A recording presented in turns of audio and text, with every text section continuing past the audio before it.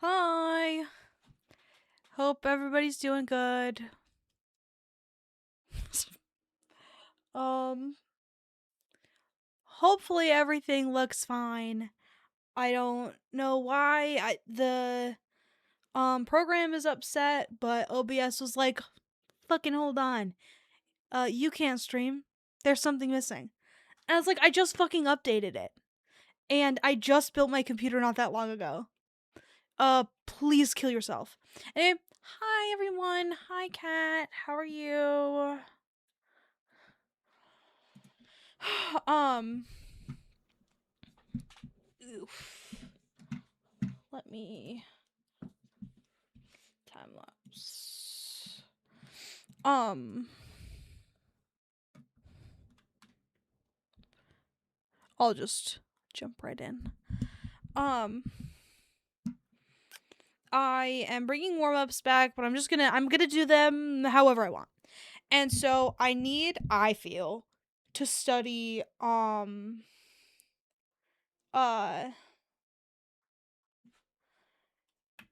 how to um do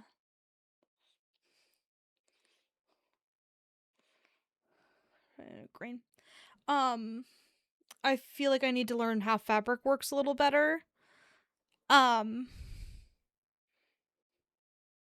so how are you, Kat? Have you played the new Tangle Tower yet, or the Mermaid Mask, or whatever?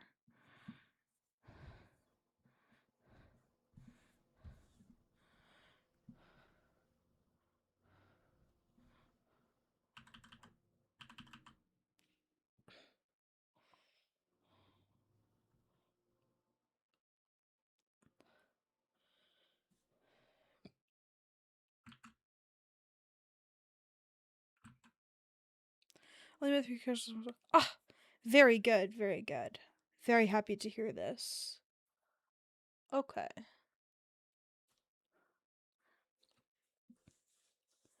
Is it shaping up to be as good as the first one?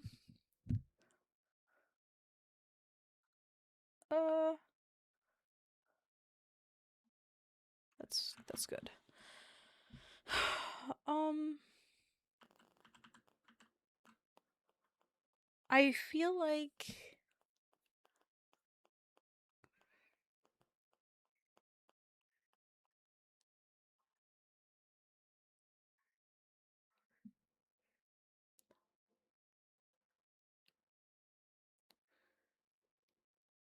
um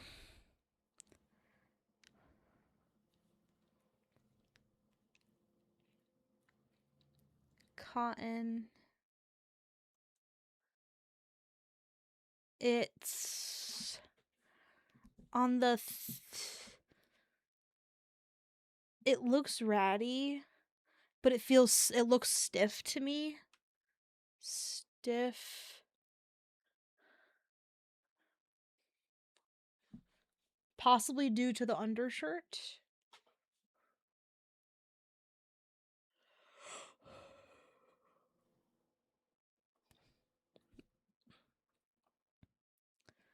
They said the game is also like 16 to 20 hours long. Oh, cool. Well, I hope that makes it worth the wait then. Because I know they pushed it off a little bit, didn't they? Dude.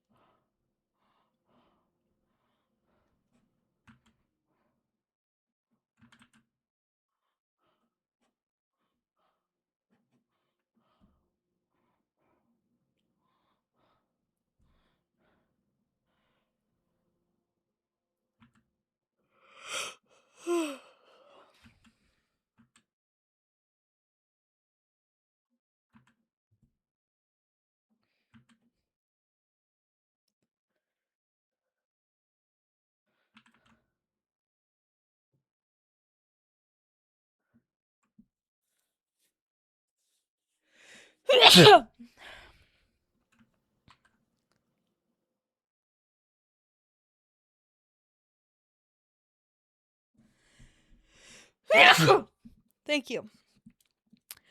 Yeah, they had to spend some more time with another game they made, and then all the clues are free. Oh,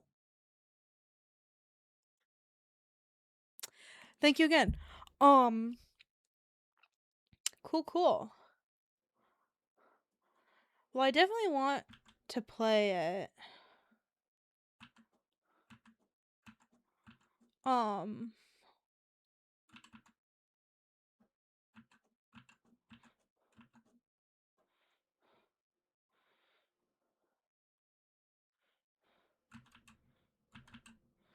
I just don't know when.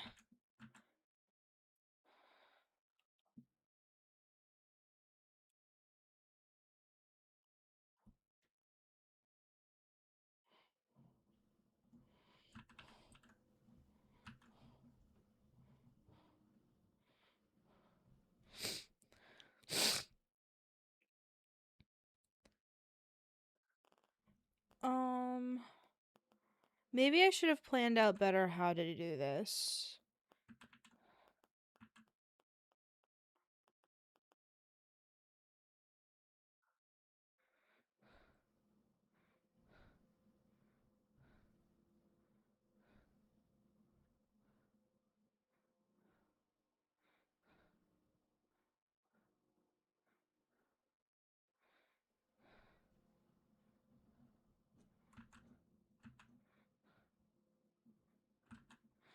Because I would like to understand fabric to the point where I can just draw it whenever I want to, you know? Um, cause like I can do that generally speaking with bodies, and faces. Like it, if I'm like, okay, let's go. I'm like, I am thinking of a pose. Okay, let's do it. You know what I'm saying? So it's like not well. I'm not saying I can do the best. Like if I have a reference, obviously it goes better, but the more you know, the quicker things go. So if I learn fabric, I can have a reference and then be quicker with it, you know? I also just think it'd be helpful, especially from like a um uh um uh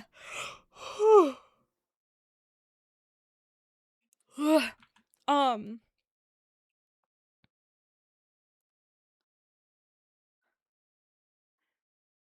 um like not just clothes, just in general. It's mostly clothes that I have trouble with. But then again, I don't really draw a whole lot of um uh non uh clothing fabrics. Like it's not like I'm drawing blankets on couches all that often, but um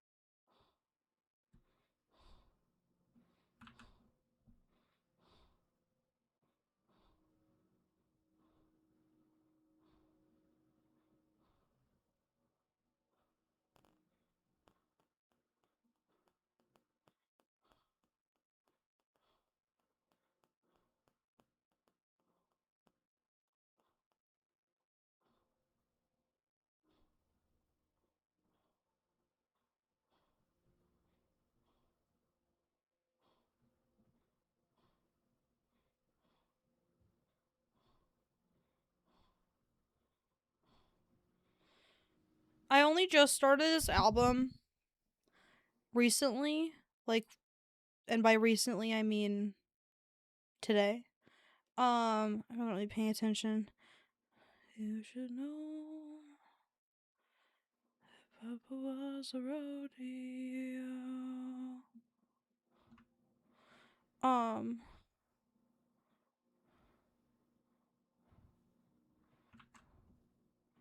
shall bring this down.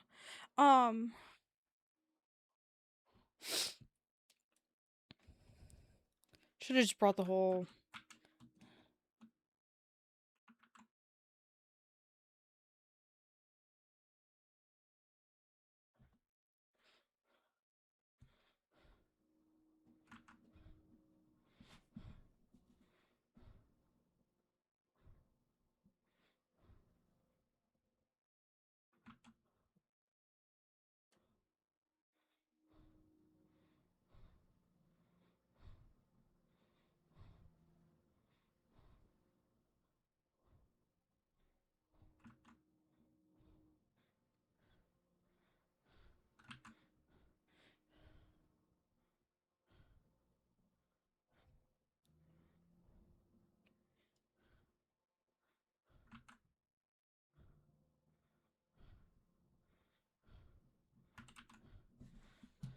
Okay, sorry. Oh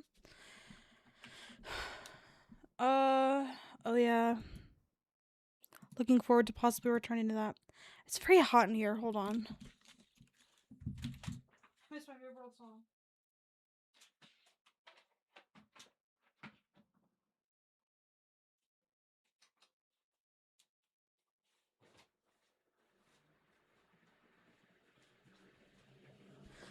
Okay. Um.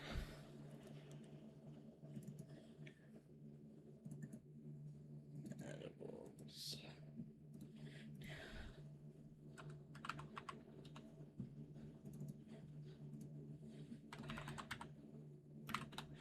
Um.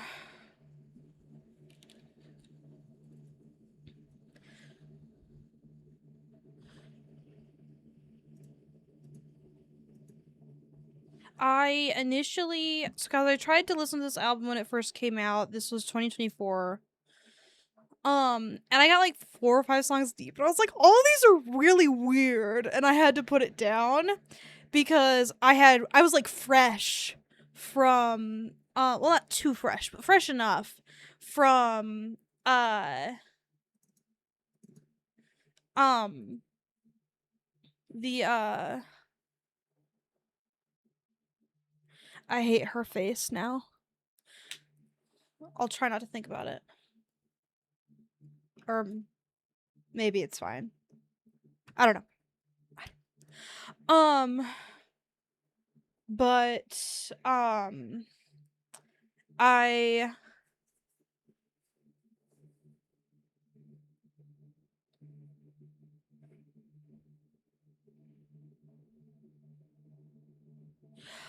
a lot of the album is um uh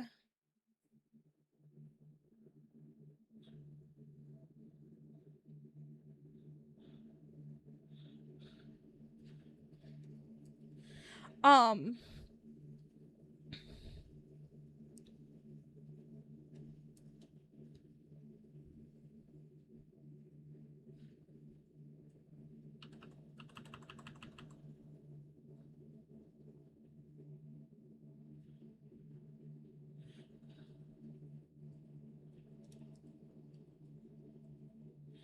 um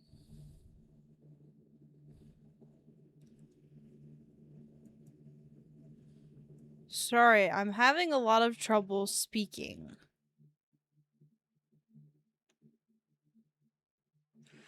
How are you guys doing?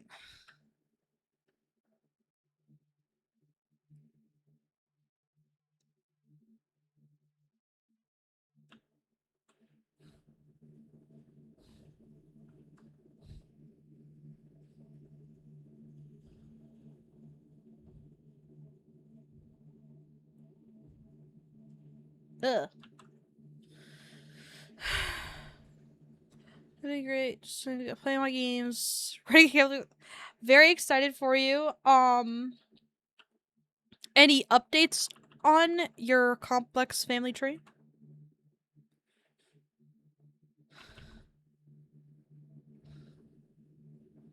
Cause last I heard there weren't that many werewolves.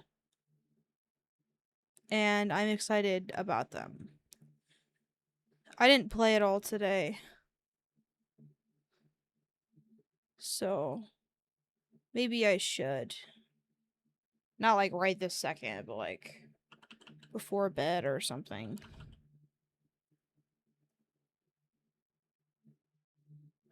Coworker asked me to cover shift last night. She didn't wanna go to shift me. Fair enough. I'm gonna called in. Hell. Well, I hope um all that goes okay for you.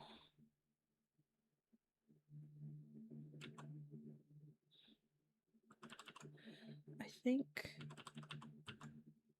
right here. Yeah.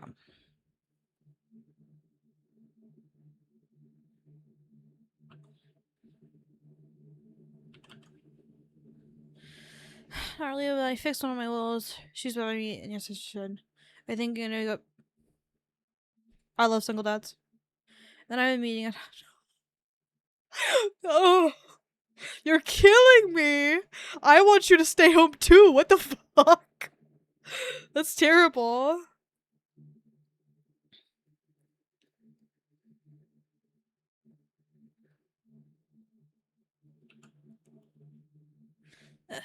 Meeting, yeah. Ugh. I'm sorry you have a job where meetings are possible. That bothers me quite a bit for you.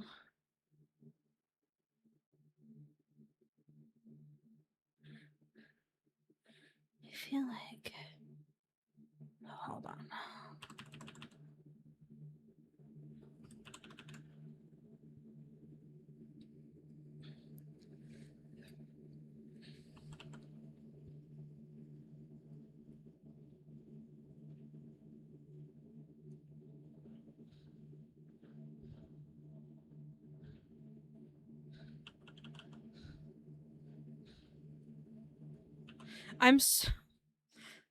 My days are okay. Finally, congrats! That's huge.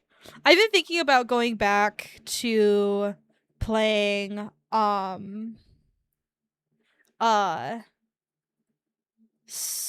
like something. You know, like like now that I have a brain, I feel like I could beat like some things that I couldn't as a kid. Like honestly, I think that um Mass Effect was one of the games that I kind of quit on because it got too hard for me.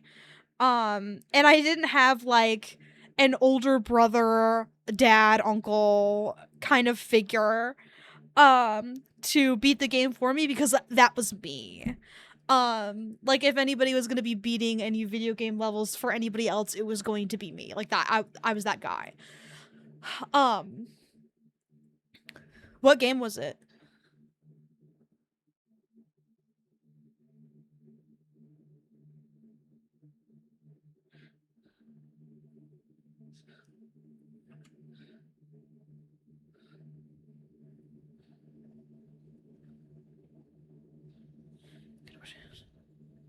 I haven't heard of that one. Much like every other game on the planet, I haven't heard of that one. I don't know very many games.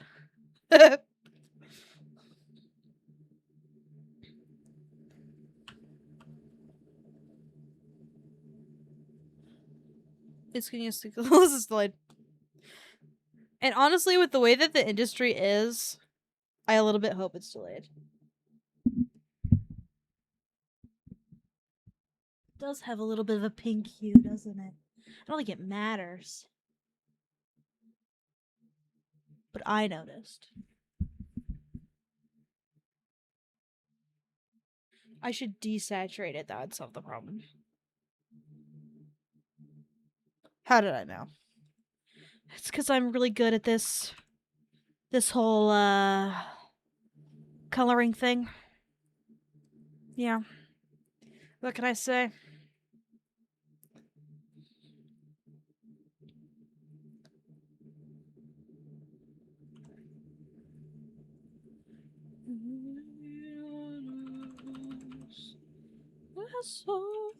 I can't stand you, and I want a divorce.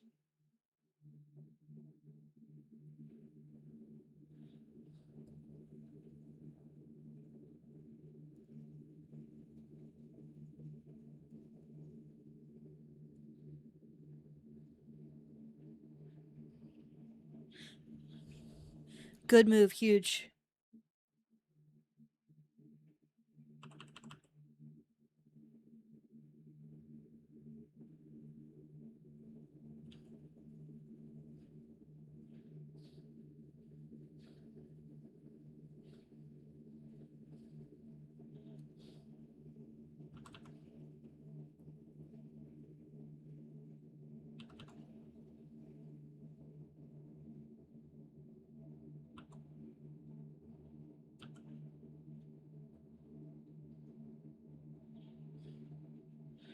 What?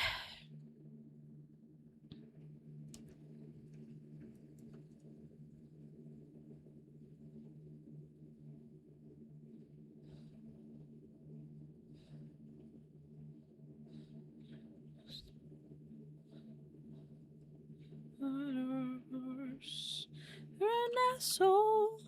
I can't stand you. I want a divorce. Saddle. Why did I do that? I can't stand you. I want a divorce.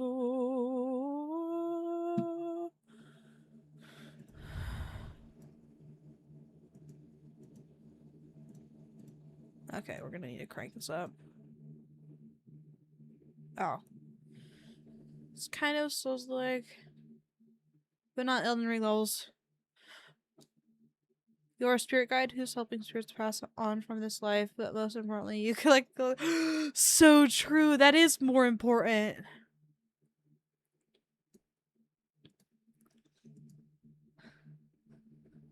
It does sound cute.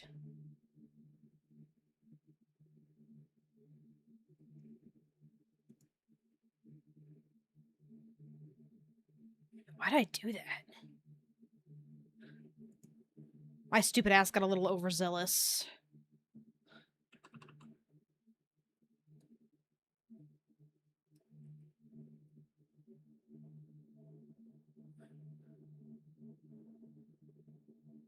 Oh.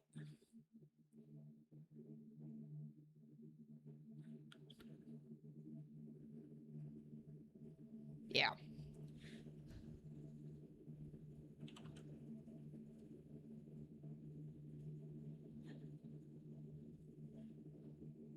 No. I'm thinking like the t-shirt part will be kind of like a darker. Ooh, we can use that gray. That'll be a good plan. Okay. Fuck off. So many things. Ah, so true. It also has an achievement to beat the game, which is not as cute. No, that sounds quite awful.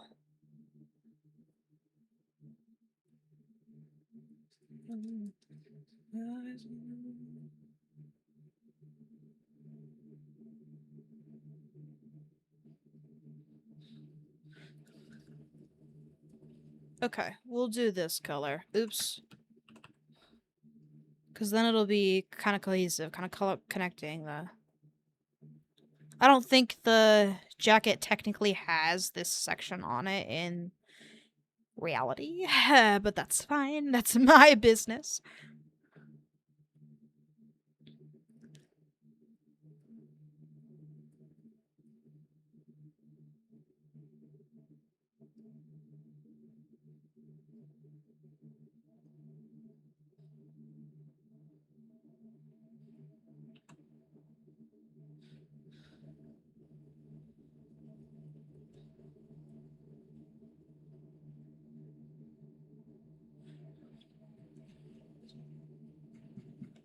Oh, it doesn't look right.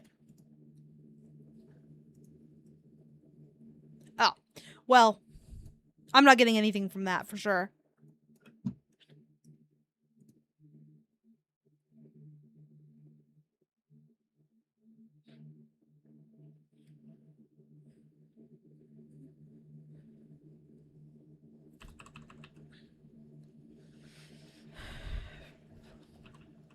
No. I know this album is gonna be crazy singable as soon as I learn it. Oh yeah, I printed out my I've been trying to learn the bass, but like very passively. And by passively, I mean I have one. And I've been meaning to pick it up, but I haven't. So very, very passive. Like I cannot stress this to you enough. Like bordering, I haven't been trying. Like I keep considering it and then I don't. But I have a month. Well, technically I don't, but well no, yes I do, cuz my semester starts um September 2nd. Um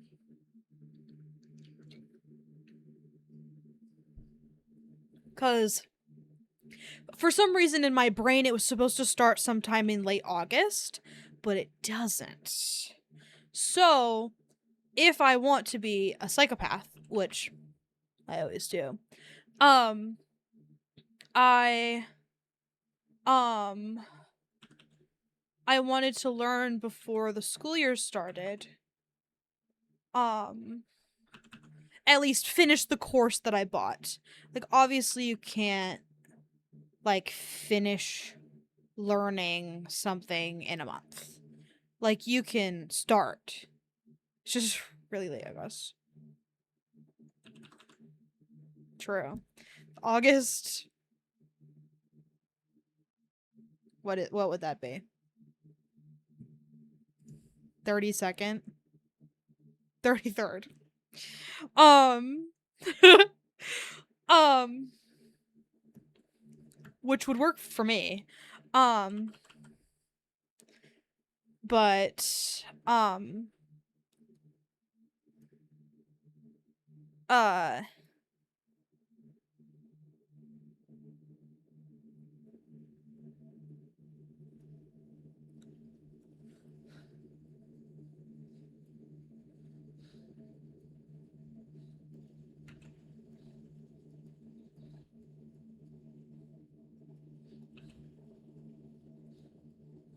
um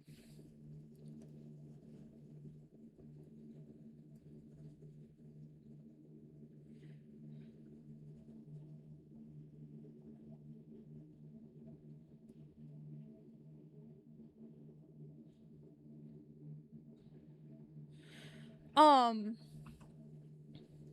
but anyway, I was gonna start picking that up again because it turns out that I re-logged in onto the website, um, because it's just like an online thing, so I get it forever, which is like part of the reason why I haven't ever been like super worried about it is because like with like piano, I'd have to like think about where I'm going to like learn.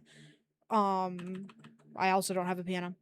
Um, but that was something that was on my list to do this summer. Obviously, that won't be happening. I did get some of it done though. Um, uh, I think. Well, I learned how to code. Like I know JavaScript now. Um, so ooh, we should add more. Um,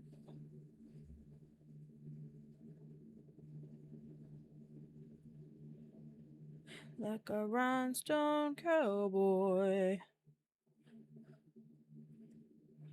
Um,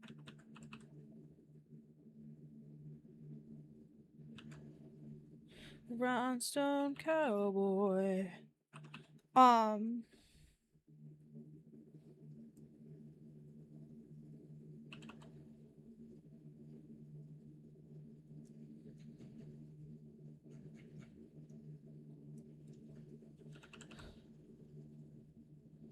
what was I talking about? Sorry, I'm having a lot of trouble.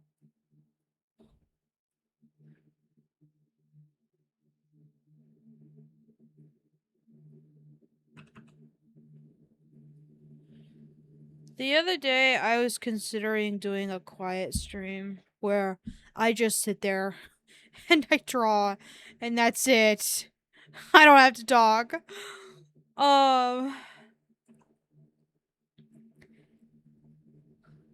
Um, piano. Um,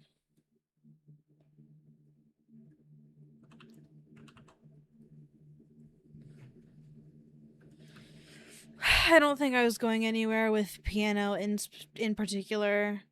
I think I was just bullshitting or like talking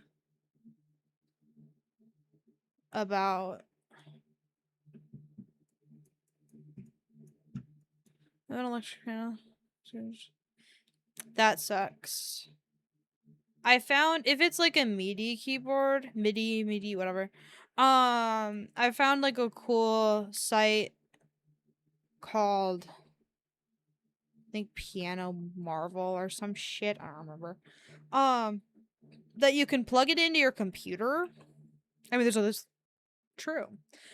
But people are always saying sit with good posture, whatever, and then you'll type better. Referring to the keyboard on the computer, which I'm sure applies to the piano as well. And I'm like, surely that can't be true. And then I type way fucking better when I have good posture. Um, so they were right. That'd be the only downside to the floor. I scoliosis. I almost had that. I I know that probably sounds weird, but I got like my doctor when I was a kid, like older kid. Um hit me with one of those tests where like has you bend over and then like feels along your spine or whatever so you can like feel for any like I'm sure there's like a more accurate test for it, but that was just like the one that I had gotten like in the doctor's office. Um and he was like, we better get you some x-rays. I think you have scoliosis. Uh of course. And so we were like, oh, okay. So I end up like getting x-rays and then I get x-rays again later or something and then it's gone. So like I had the beginning of scoliosis or something and now I'm fine. So that was weird. It's like, okay. Thanks, I guess.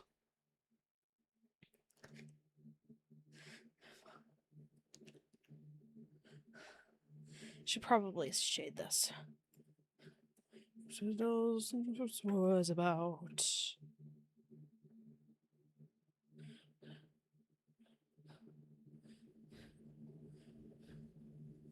his brother.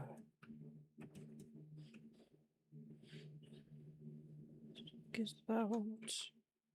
Hey, what the hell? Weehoo. Do do do. Do do do do do.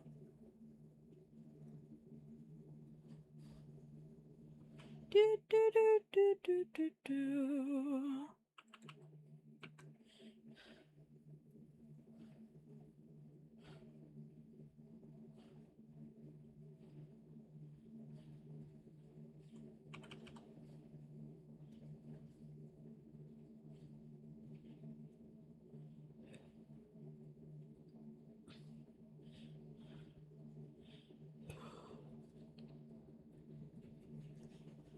Sure. Kind of looks sheeny, but I kind of don't care.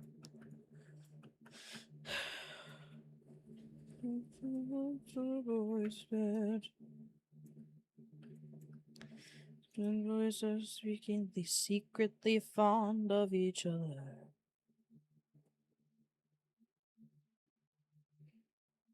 Shadows and boots was about.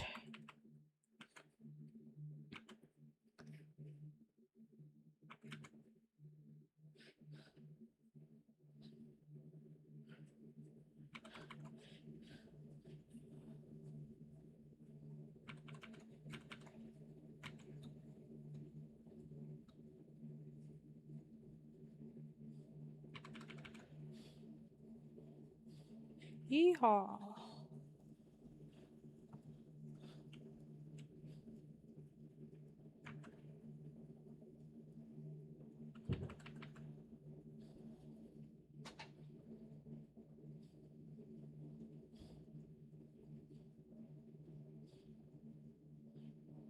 Ooh.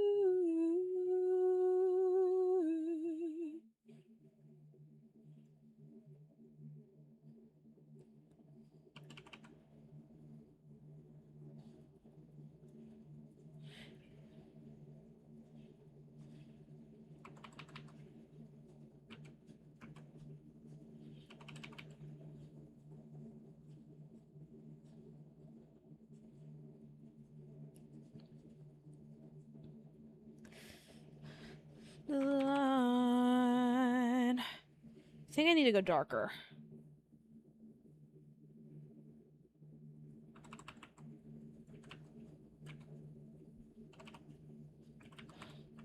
The line.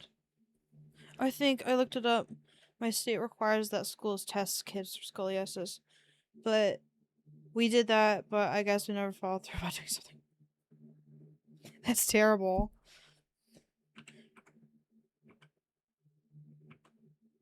I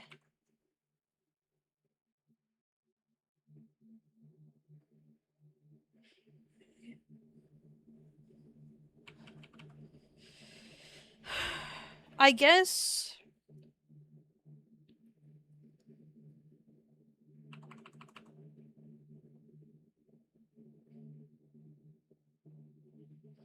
um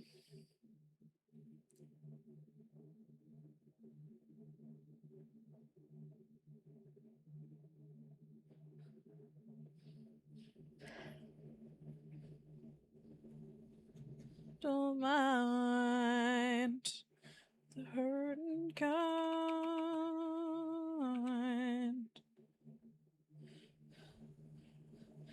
That feels very public school coded, though, to not have followed through or anything.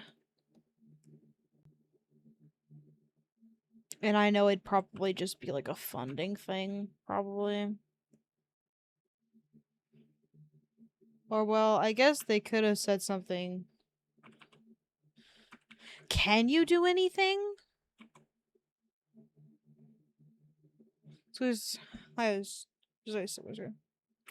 Fair enough. I'm a weird sitter myself. I'm in a chair and I sit crisscross applesauce. I try to sit normal style, but it's like a 50-50 shot. I actually do that. I fucked up both of my ankles, I think, by sitting on them for long durations. I have half a mind to be like, hey, my ankles are fucked up, to like my doctor or something. Like, but I fucked my knees. Right. Of course.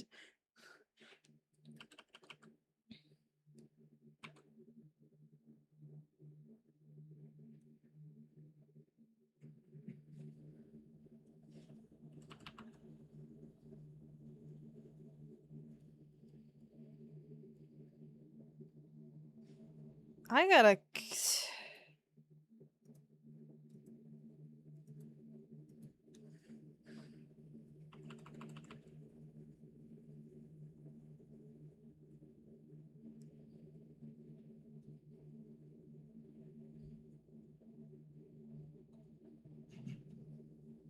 I don't know that that's helping any.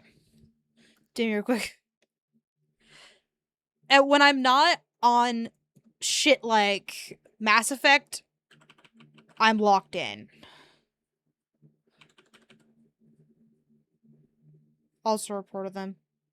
Best. I can't ever be asked to go that far.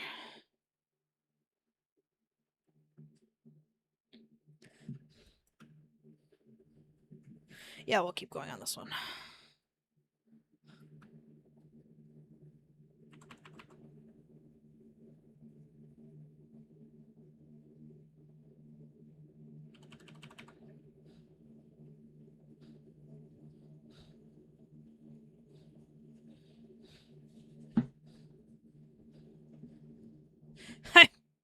I made the mistake of talking to my coworker and telling her about how I was thinking about trying out for like a musical or something. And she was like, I'll go. I was like, okay, whoa. Now I don't want to. I was like, slow down, man. We are not cool like that. Should I mention that to my doctor? I just so they're aware. Perhaps for the best. Very good of you to be honest with your doctor. What musical? I'll need to find another one. But before I had gone to Italy, um there was Shrek the musical in a town close by. Um so I really really really wanted to do that. Um to be it would have rocked, and it did, because we did go, and it was like tastefully bad because it was community theater, so the funding was bullshit, and it was also directed by someone we knew in high school, who sucked. So it was kind of good to see her production be kind of bad because she was not a very nice person. um like, so seeing it and having it go like kind of like, because I saw it twice. She's yeah. Because I saw it twice because I was like, I invited a friend of mine to go and then neglected to tell her that Grace was coming. So I was like, okay, whatever. I will just go twice. Um, so, um, so my friend and I can see it once, and then Grace and I can see it once. So I got to see it twice, which I think was a really cool experience. I almost wished I had gone on the last possible night to go, because had I gone on the last night, I like to think it would have been the best time to have gone, because it's hypothetically they've had enough times to run through it. Everyone, like, it was the backstage people who needed some work. Like, the sound was in rough shape. The you could see them changing set pieces, and I was like, "Hey, you can't do that." Um, but the crew was good the whole time, so that was fine. Like, nobody forgot any lines or anything. There was two like wardrobe malfunctions. Um, one during the first one and then one during the second one. There's a point in the musical where Donkey has on Tim, were they all wearing neon yellow? No, it's just the lights were on. So they were all black. They were all wearing black, right?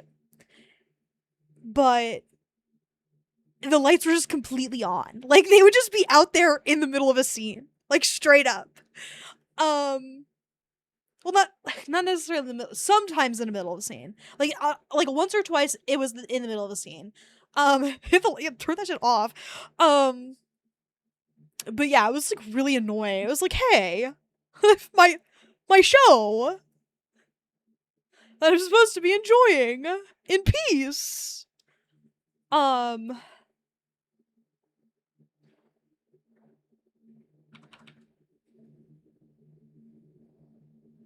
um, But yeah, it was fun to go twice. It was fun to compare. I'm always like a very harsh critic, so um I was I was impressed by the Shrek's ability to have an accent the entire fucking time. Like that was crazy to me. Like he was singing in a Scottish accent. I was like, "Whoa." Um cuz even like the original cast recording, you can't really tell that he's Scottish. Like you kind of can, like you can hear a little bit, but it's not like the most obvious thing in the world. This guy made sure you could fucking tell.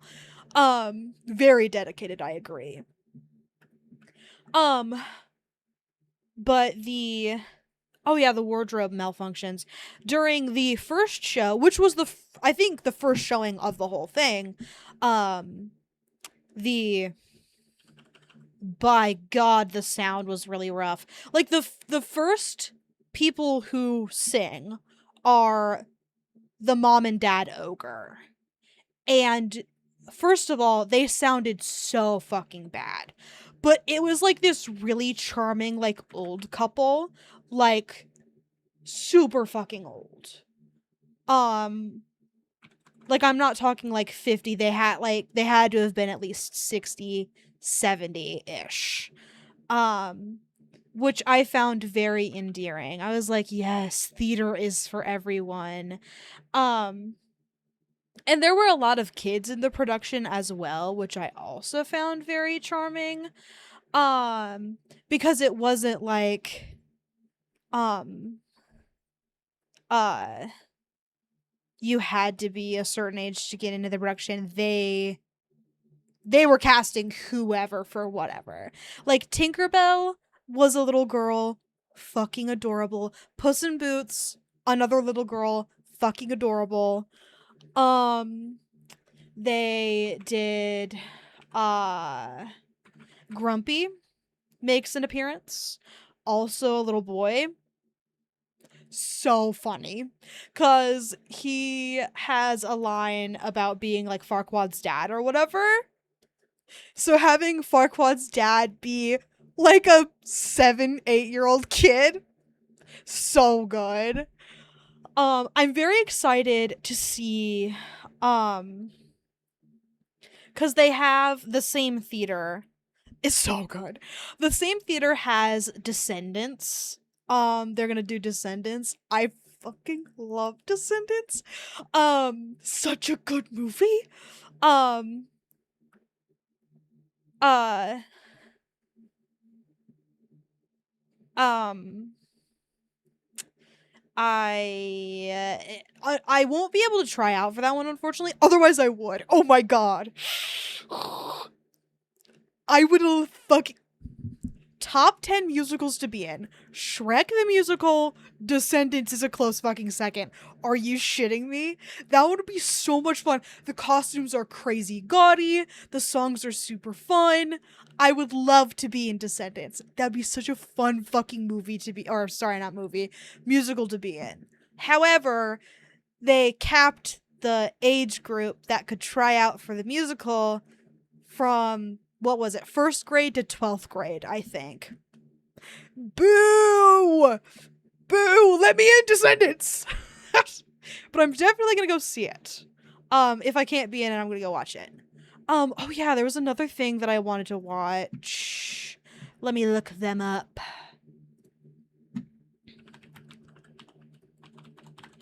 Yes, of course. Oh yeah, LMAO.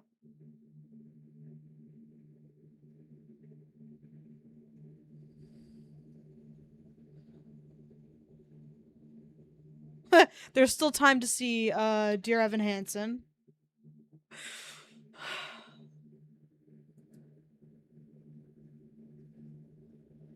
Is this? Okay, yeah, it is.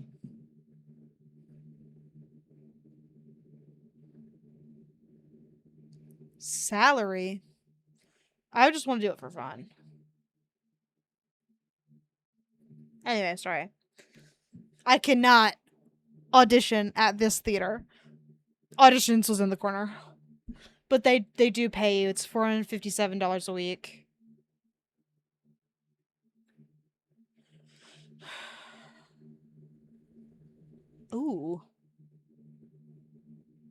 And it's at a normal time of day.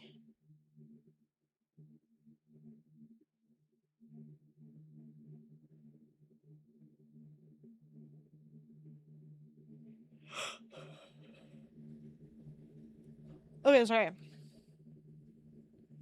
This isn't...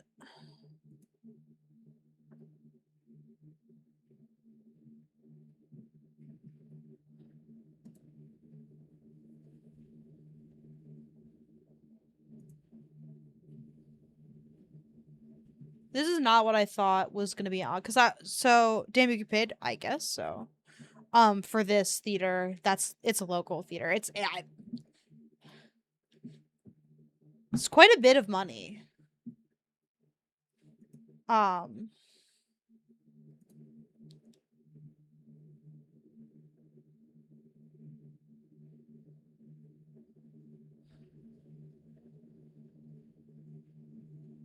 But yeah, this one looks fun too. I wonder how much this theater costs.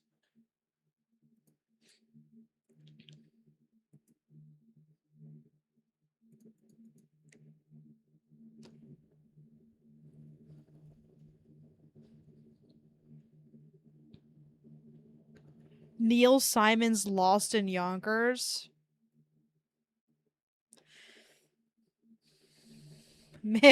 Maybe.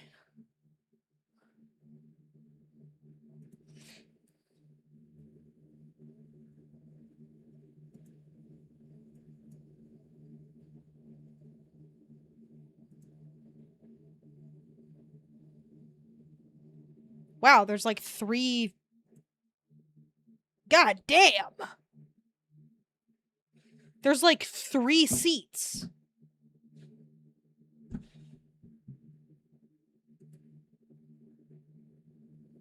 Holy fuck.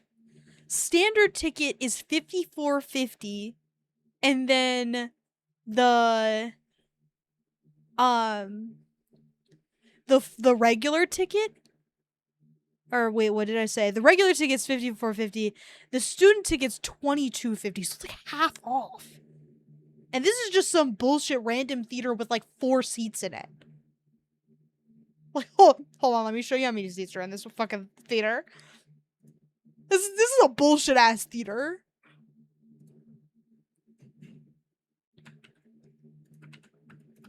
What the hell's this? That's it. That's all the seats. There's like, you could count them on one hand. That's like 2 seats. I know. That's what I was thinking. I was like, what the hell? But anyway, you could see Dear Evan Hansen here for $50 fucking dollars. That shit better be good. What the hell? Fuck you.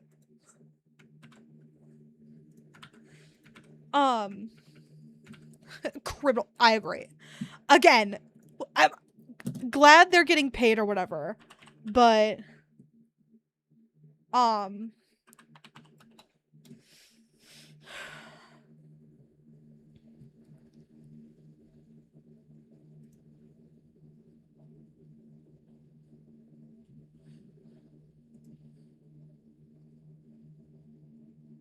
ooh.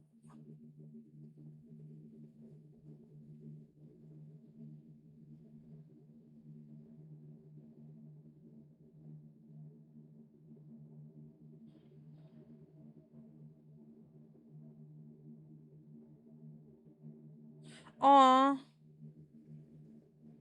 Summer camp performance. That's cute. Matilda Jr. Also cute. Some Enchanted Evening. Oh, The Little Mermaid.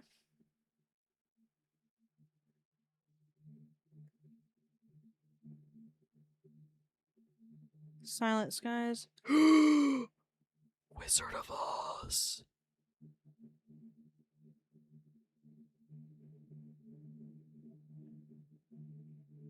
The Glass Menagerie. Honk Jr. Very cute. I have also seen that. Even small theaters with more seats in them. Like, that would be fucking crazy. Fences. On Golden Pond. Robin Hood? Is it a musical or a play? That one could be so much fun to be in. That's what I was thinking. Les Mis. I do not want to be in Les Mis. I'm sorry. I am sorry.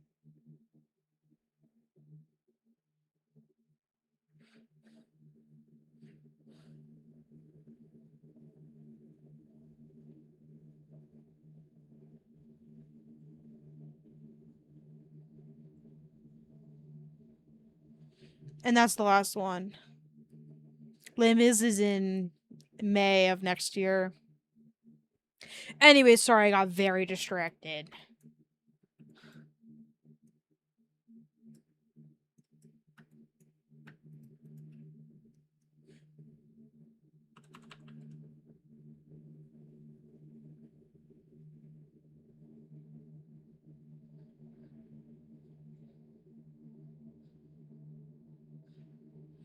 I've been having a lot of fun engaging in the theater.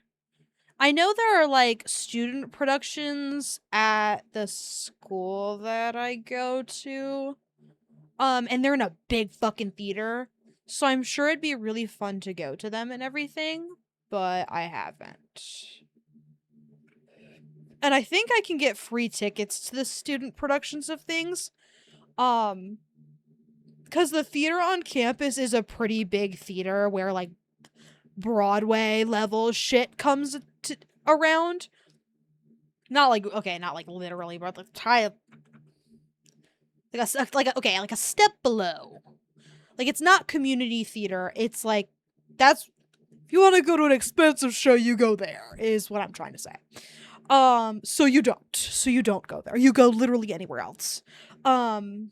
And you see it for cheaper, and you can tell. That's how things are meant to be. Um, cause the stage show for Hadestown, or I don't know why I got specific there. It kind of makes sense that I did because there's the movie or whatever, um but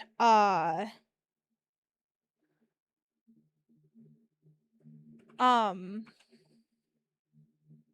that one's only playing for one day at the big theater. It's only playing for one day in fucking uh like April of 2027. I'm like, and I was poking around, I was looking to see if there would if getting tickets would be worth it, but no one would go to be. That is so sad. You should go on your own. Where did this come from? I guess I'll just fix it because it feels like I can't go back that far. Um.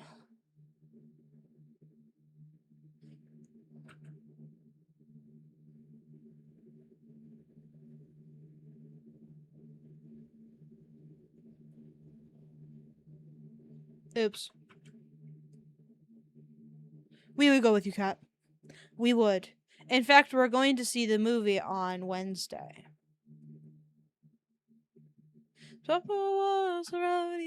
Of course.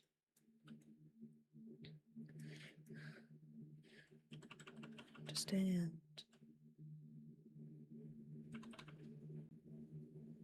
Oh shit, I have to run an ad. I will be right back. Everybody sit tight during the ad.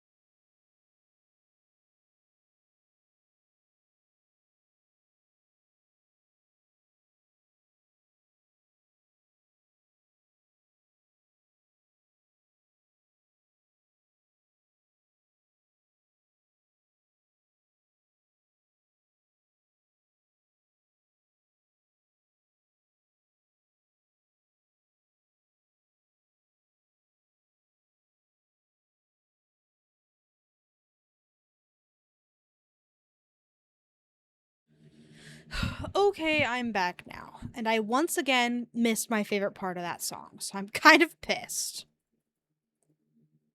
But that's fine. Thank you. It is good to be back.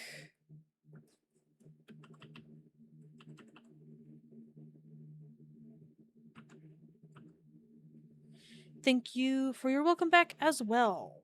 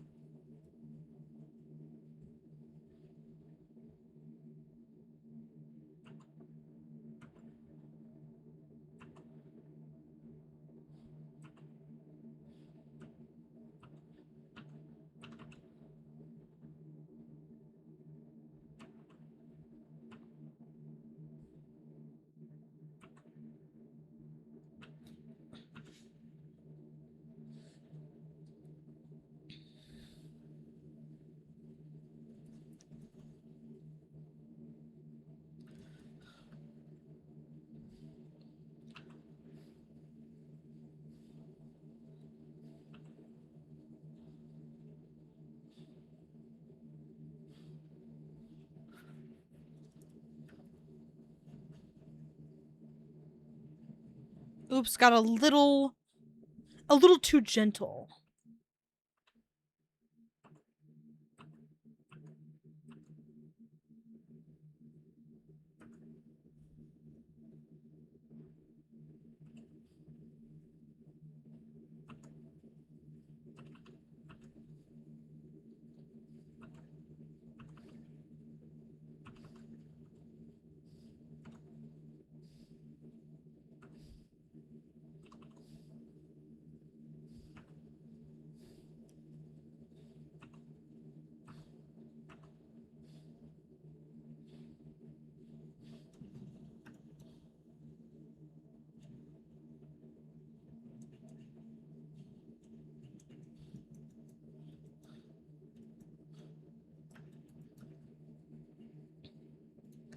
This will probably help.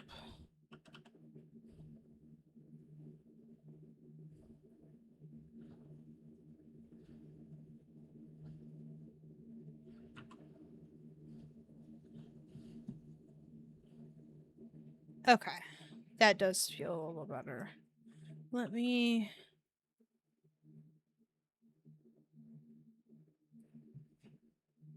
Sure. Actually, I hate it. Goodbye. Okay, back to the skirt. This really irritates me that I won't finish this tonight.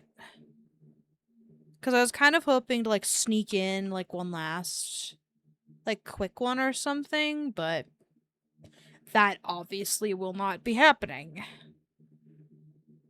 I always bite off a little more than I can chew on these, and I know that going in, but I'd rather turn in a really good piece really late than I would a shitty sketch for points. You know what I mean?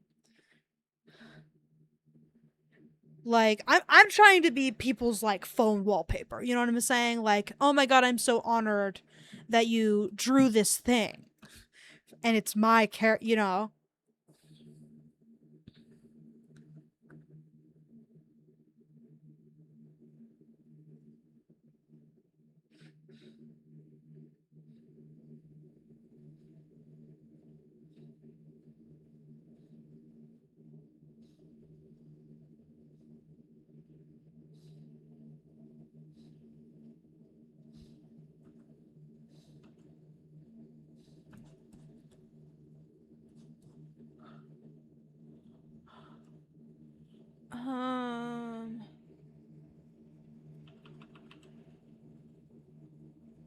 Just a little bit darker.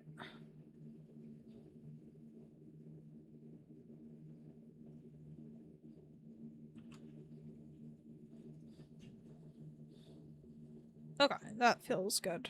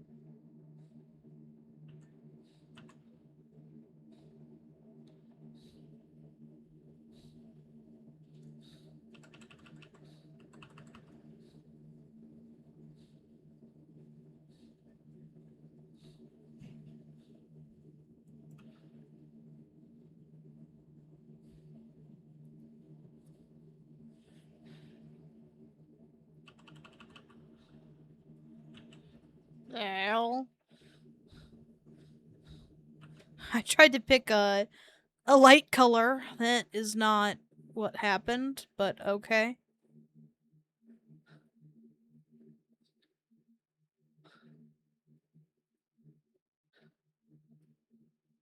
I've been reading a book called Youth Juice.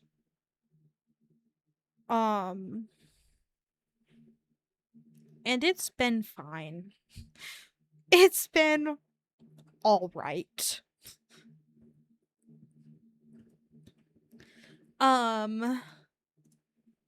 It's weirdly, I don't know why. For some reason I read a lot of horror. I'm really not sure why that ends up being the case, cuz I like reading a horror book doesn't scare me. Like it's a book. Oh my god, I turned the page. That was so scary. It's like, I'm sorry.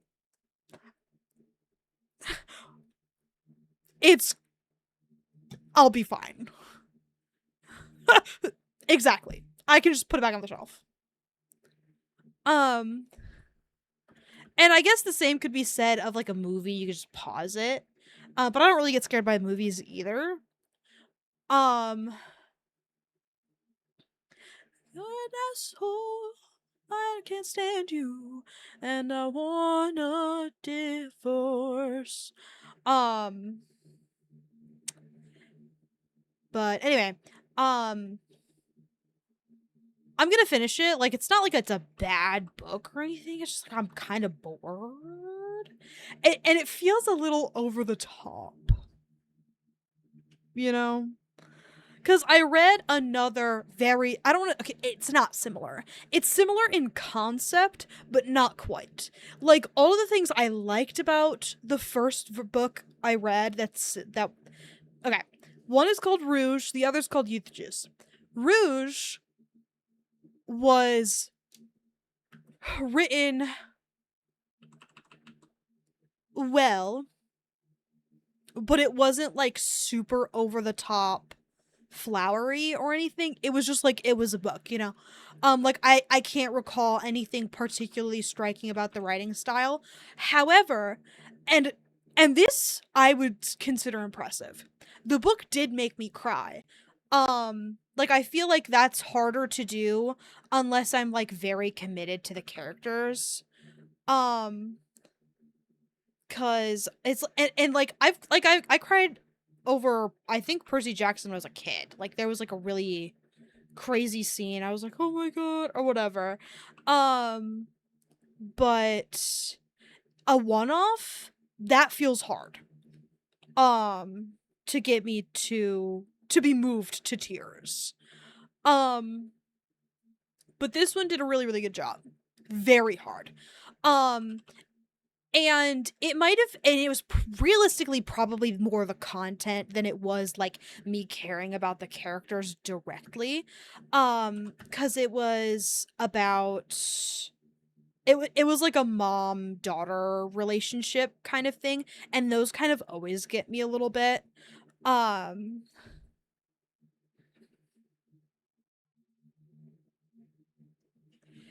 uh,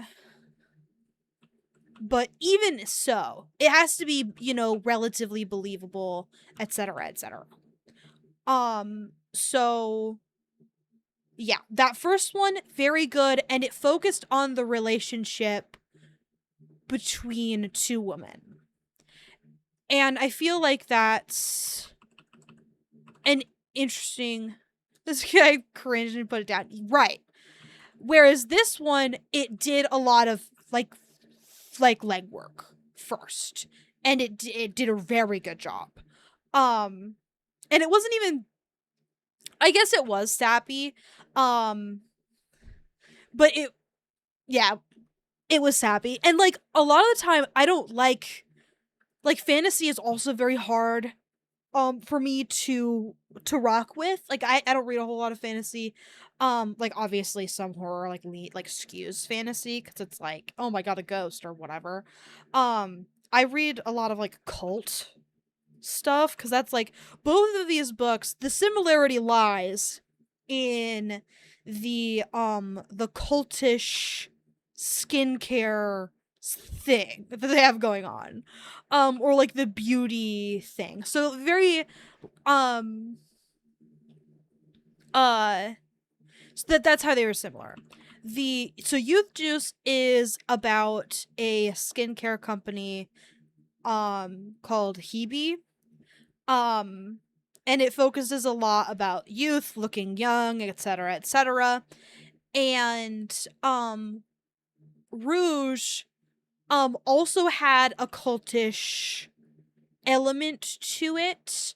um but it was more like a literal cult than it was a company. Like this one is a company, and the main character works for the company.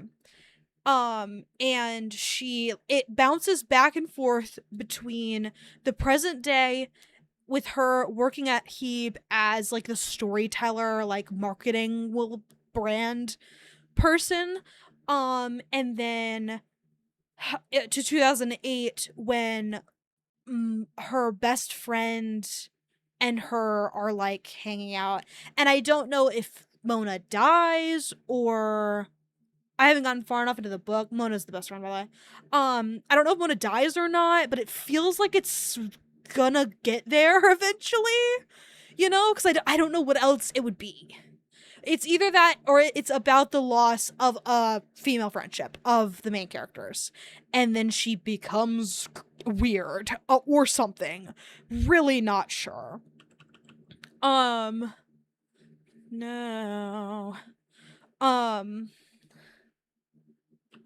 But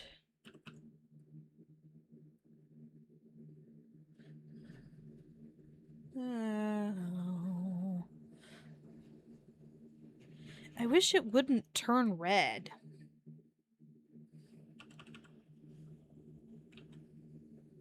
I think I just need to desaturate it. There we go.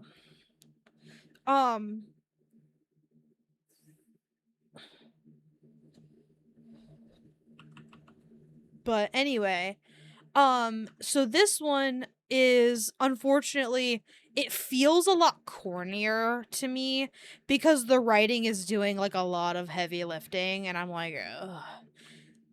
Which is fine. I write flowery sometimes, but sometimes it's like to the point where I like don't, like, it loses me. I'm like, okay, cool. And it's like it's kind of implying that the main character is like losing her gourd, which is true. Um, but I don't know. I'm sure it's fine. But I don't know. There's just something about it that feels like unearned for some reason. I can't describe it. Like you're using all this language and I'm like, it's like trying to be implicit and like bury the lead a little bit, but everything feels so fucking obvious to me. That's what it is. It feels so easy to understand, but it's trying to be hard to understand. And I'm like, there's nothing deep here. There's nothing cool or thought-provoking that I'm like, I really have to think about this. I get it. I understand. You know what I mean? Like, yeah, it's a bit of a rough read as a result. It's definitely finishable because, like, but, like, we've gotten halfway through the book and we've come to the climax. Well, not climax. I wouldn't say the climax. Well, I forgot. This is the climax for sure. Like, I'm about halfway through the book and we're at the climax, but, like, I meant the no turning back, like, well, that's the climax. Sorry. Okay. Hebe is the company. And she works for the company. And she's been, like, going out with the company, blah, blah, blah, whatever. It's been fine. But she ends up, like, getting into a bus crash. On her way to like a photo shoot that the company was gonna do with all of the interns that they have. Fine. Whatever. And so she gets into this bus crash and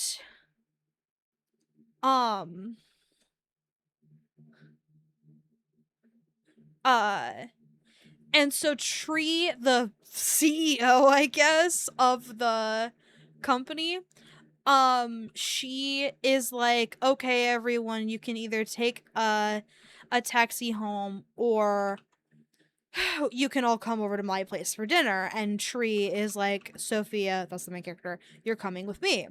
And it's written in the first person and they use her name little enough for it to be believable, which is good. Like a rhinestone cowboy.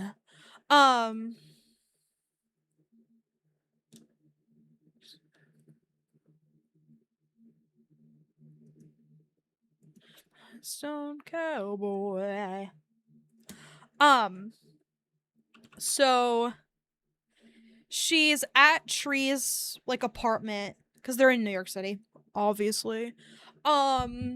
She's in Tree's apartment. She like passes out or something.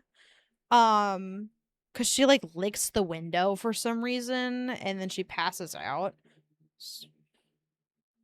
Not really sure what happens there, but whatever. Like obviously there is something wrong with her. We kind of like already knew that at a certain point. But anyway, so yeah, so he licks the window, passes out, and then oh.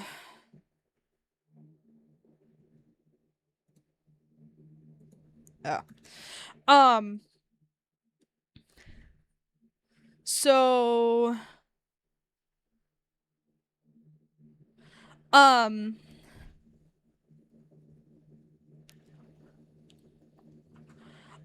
passes out, blah blah blah, whatever, and then wakes up and goes into the back because she spilled her food after passing out, so she's like, oh shit, I'm gonna go try and clean this up. So she goes into the bathroom to find some cleaning supplies and just walks in, which is fucking crazy, and finds Tree, the CEO, bathing.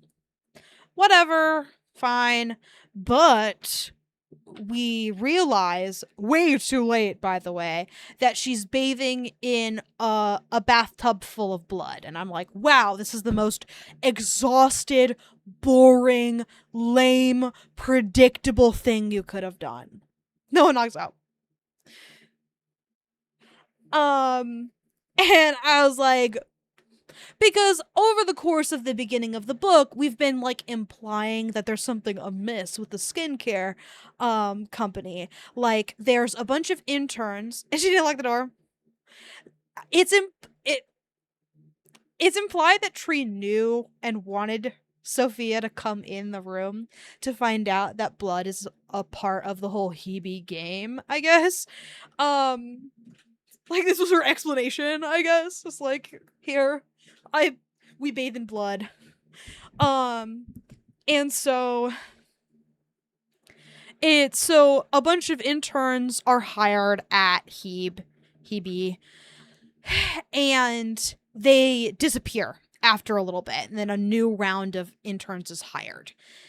And it is at this point, and the thing is that during the bus crash scene, I was like, so, Tree says, and I quote, "If you guys weren't in the bus, I would have considered it an act of God," referring to all of the interns fucking dying in a bus crash. And I was like, okay, so there's something amiss. Tree is fucking insane. Got it. Which you already kind of knew. But I was like, yeah, well, that's okay, that's super obvious then. But Sophia's like, it's not clicking with her that she's fucking insane, but whatever. So she finds out that all the interns, the reason that they disappear and then a new round is hired is because Hebe is killing them and using their blood for the skincare products. So the skincare product, one of them, Youth Juice, is what it's called, all lowercase. God, strike me down. Yeah. Youth Juice, she gave a thing, only the blood wasteful. I know, so true. She gave Sophia a thing of Youth Juice to test on her hands because she picks and bites at her fingernails so badly that she gets like scars and stuff, which is funny because I do that and it's not that bad, so she must go real nutty with it, because there was one scene, and this scene did kind of make me uncomfortable, like, so horror, as it's supposed to do. She peels off her like, she's, biting her nails, trying to peel off a hangnail, and it describes it as peeling off a hangnail down to her wrist. I was like, okay, that's a bit too far. That is where I drew the line. I was like, okay, well, but like bathing in blood, I was like, yep, that's all sound. Peeling a hangnail down to the wrist, I was like, well, okay, we gotta call it. We gotta put a pin in that. We gotta slow it down. And so I yeah. So I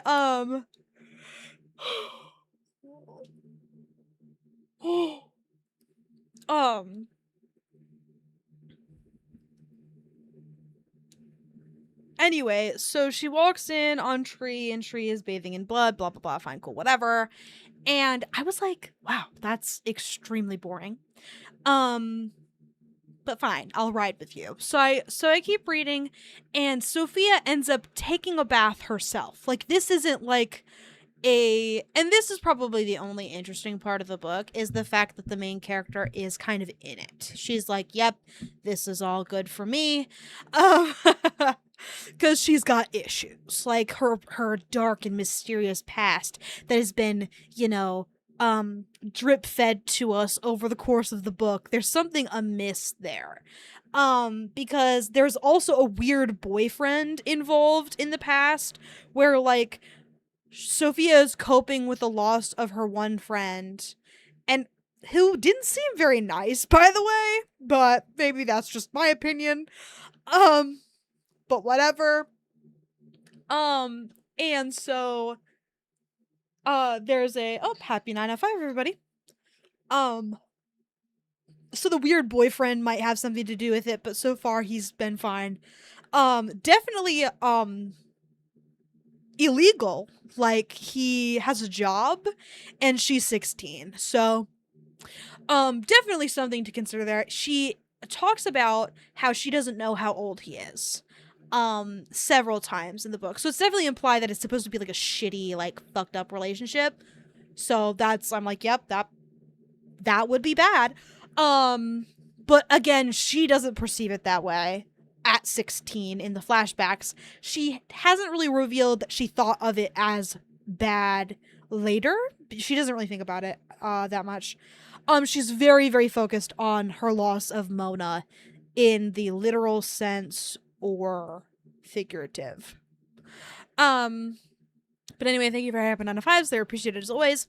But anyway, so she gets in the bath, she bathes, and then it's great and wonderful. And then she goes home and has to take a shower. And I was like, that makes sense, but doesn't that like defeat the, that's not a bath anymore. I don't know, that really bothered me. I get it. Like, you obviously have to take a shower after taking a blood bath, but like, there's just something about it that I was like, anyway, whatever. So her boyfriend shows up, her current normal boyfriend, shows up and is like, yeah, we're breaking up. Not literally. Like, she hadn't, like, talked to them, her boyfriend or roommate in a couple of days, and she was just, and he was like, we were thinking about getting the police involved, like, where have you been? And so she's just like, I got into a bus crash. And he's just like, what the hell? He did not react very well to the bus crash. He's just like, you've been acting weird. I need to find a wife. I'm 30. And then it's like implying that he's telling her that she's also about to be 30 or is 30 or whatever, like getting old. And she's like, well, you better go find someone else to marry then, because I don't want to be married. And so he leaves, which, whatever. And then we get like this weird scene of her going out to like brunch with her parents, who we haven't met at this. Like, we're halfway through the book. The parents haven't been significant at fucking all, and here they are. It was really weird, but whatever. I'm sure it had some like emotional significance to it. They were not very nice to her. Like, she was talking about how her job is, it's a very well, I know it's an evil, fucked up job at like a cult skincare company, but she's been finding it fulfilling, so that's good. So she is talking to her parents, and she's just like, we're coming up with a way to look young forever. And they're just like, really? Can we, so what is it? When's it coming out? And she's like, I can't tell you, that's all under wraps. And they were like, then why did you fucking tell us about it? And she's just like, I just thought you'd want to hear about my life. And they were like, well, we want to hear about your life if it's important and like making changes in the world. Which was crazy. I was like, oh, okay, nasty ass thing to say, but whatever. So it's clear that she's probably doesn't like her parents very much. So we move on. And so then at some point, Tree reveals that she knows about Sophia's mysterious past, which we still don't fucking know about. So I'm like, okay, whatever. And she's just like, your roommate Dom knows too much, because Dom, the roommate, Dom is an interesting character in the sense that she has a lot of money and pays for a place for Trio's movie. Clearly doesn't. She does not, but that's like, she even brought like a newspaper clipping of her dark and mysterious past with her to this meeting to tell Sophia that she knows about her dark mysterious past. And I'm like, can I see the newspaper? Me, the reader, can I see the newspaper, please? But I'm sure it'll be like, obviously you gotta, you gotta let me get excited for the reveal, so, like, um, I'll let it, you know, I'll let it ride. But anyway, so Dom, it reveals that she knows that there's something amiss. Like, she sends Sophia an email about all the disappearances of the interns and how it's like the company is super sketch, and she confronted her the night before and was like, you've been acting really fucking weird. There is something going on with you. You need to get out of there, is kind of what Dom is doing. Which is funny because Sophia has been very judgmental of her over the course of the book, even so far as when Dom showed up to an event for work. It was like a yoga event or some shit, because it's all very like health woo woo, like I'm a vegetarian, I don't drink alcohol kind of thing. And so obviously a yoga event would come up. And so Dom had come to this yoga event, and Sophia was like embarrassed to be around her in front of her coworkers who are like vague beings that I don't really know anything about other than Tree. And Tree is perceived as like almost like a god-esque figure to Sophia, because and amongst the interns as well. Um but she's like she's put on a very significant pedestal. Um anyway, so we end up going um to Dom and revealing that, I'm sorry, not Dom, Tree, and revealing that Dom knows something. And Tree is like, well, we have to do something. And so then we go into the apartment. We don't know what's going on. We're just like, Tree gives Sophia a syringe of heroin, and I'm like, okay, she's gonna kill her. Got it. So I was really tuned in, but the book tries to be vague about it and tries to be surprising. It does not surprise me, unfortunately. So obviously Tree tackles Dom, and then Sophia tries, but not very hard, to convince Dom to come over and be a Hebe girl or whatever. But because Dom isn't ready to hear that or whatever, she is like, okay, never mind, and then ends up killing her. Like Tree tackles her, and Sophia does the heroin, which, overdoses her. Which is interesting because Mona, at this point, we know Mona had an overdose herself. She bounced back from it, but she did overdose. So I'm sure there's a connection there somehow.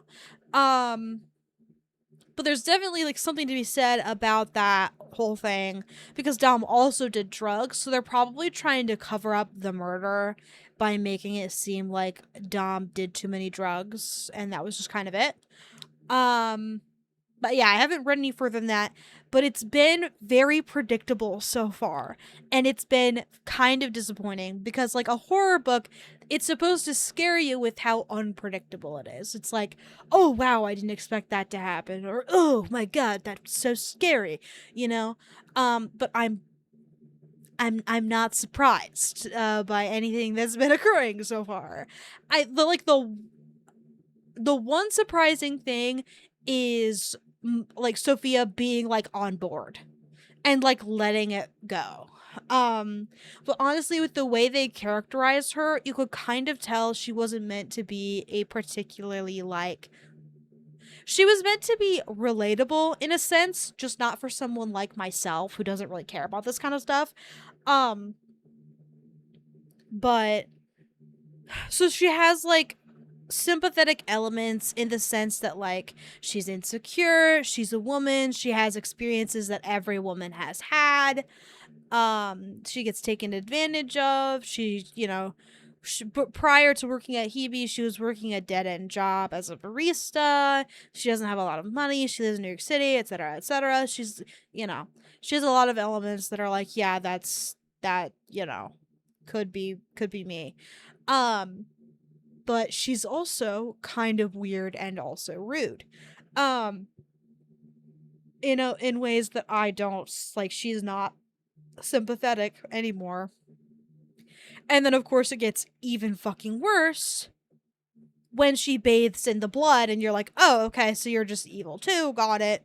That makes sense." And it's not even like you could argue that she's being brainwashed, but I am not perceiving it that way. Whereas in the other book that I had read that's in a very similar, like, woman problems vein, where, like, skincare is everything, etc., etc., um, that book, um, what was I saying? I was just gonna say something about how it's more surprising, I guess, than the other one. Like, Youth Juice is just, it's like, okay, cool. But there are elements of Rouge that were really like, oh, interesting. Um, and the biggest one I would say is the main character is mixed. She's like half Egyptian or something. I think Egyptian. Don't quote me on that. Um, half Egyptian, half white, and her mom was white. And her dad, like, died really early on into her childhood. So her mom was the only one raising her. And her mom was, like, not, like, overtly racist, but, like, racist in, like, a weird way. Like, microaggression type shit. Like,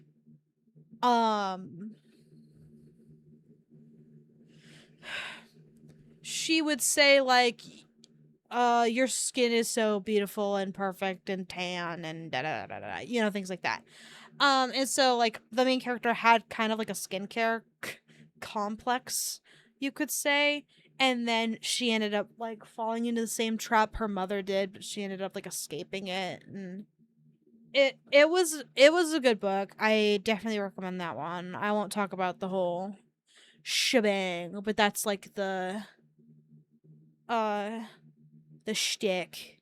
And that one is a little more fantasy oriented. Like, this one feels relatively realistic in the sense that someone could be killing a bunch of people and bathing in their blood. Like, that feels, I don't want to say reasonable. That would not be the that would not be the right word. But possible feels correct. Possible feels good. But yeah. Anyway, anybody else reading anything good recently?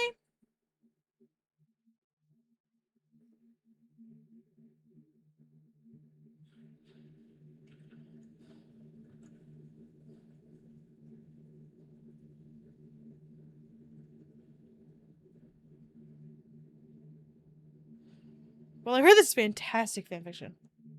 About who?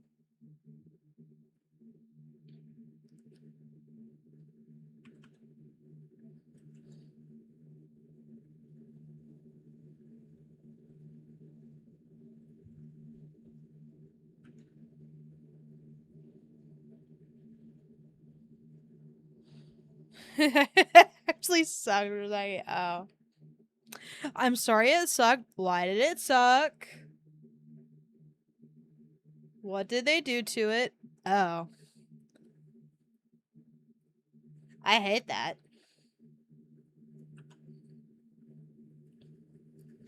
I am a slow burn head, so that's gonna be tough for me to rectify. Like, oh.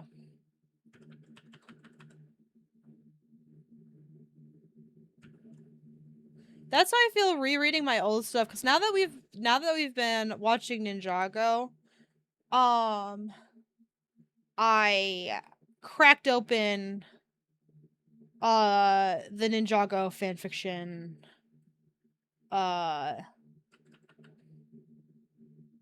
land. I don't know. But I went all the way back because I didn't want to get spoiled or whatever, because I haven't seen the whole show. Um, so I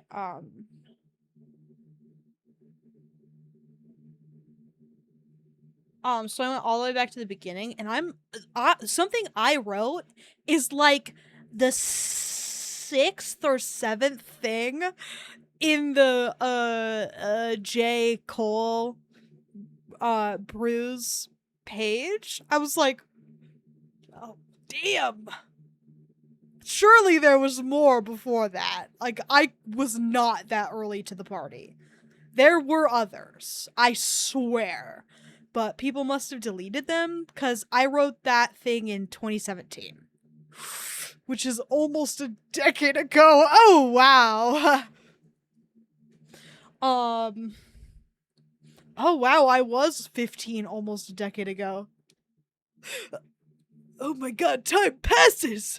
That's crazy! Dude, because we're playing Tommy No Tomorrow and rewatch Avatars, both. So true. Oh my god, dude, guess. Guess what?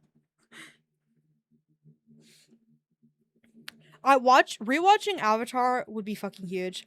I have a very, like, core memory where everyone was on vacation but me, and I was upstairs and I was watching, Avatar, uh,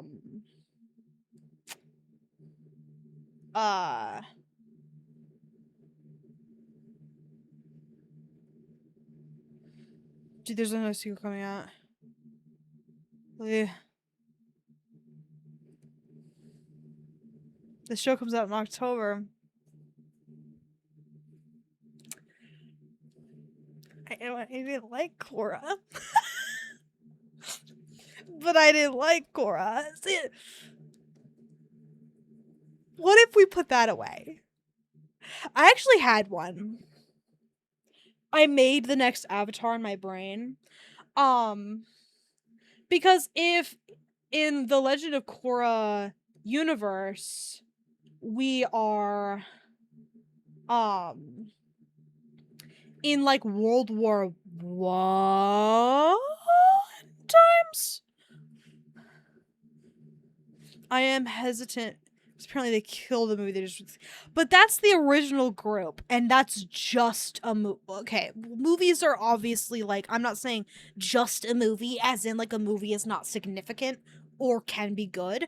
I just mean a movie is a lot shorter, and there are a lot less moving pieces and parts that you have to worry about. Whereas in a TV show, you have to remember there's like more like writers and there's animators you have to worry about, and there's, fucking like all this other stuff that you'd have to consider and, make it all cohesive and run together well. And they also fucked up really hard by being like, yeah, we're only gonna make one season of this. And the first season still sucked shit. It was fine. It was okay. It was no Avatar The Last Airbender, any of the seasons. Like, none of the seasons were on par with season 1 of Korra. Like, at the same level. Like, the first season was okay. It was not good.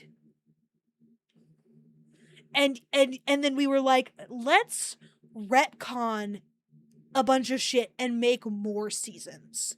And then ruin a bunch of shit. Like, season 2, fuck off. Season 2 of Legend of Korra actually pissed me off so fucking bad. First of all, this is my biggest gripe. It's not a civil war. They are two different individual nations. They cannot be civil warring with each other when they have two distinct cultures. Just because they're both water doesn't mean they're the same fucking nation. I'll kill you. Yeah, okay, but still, it was the guys. So why can't they just rinse and repeat?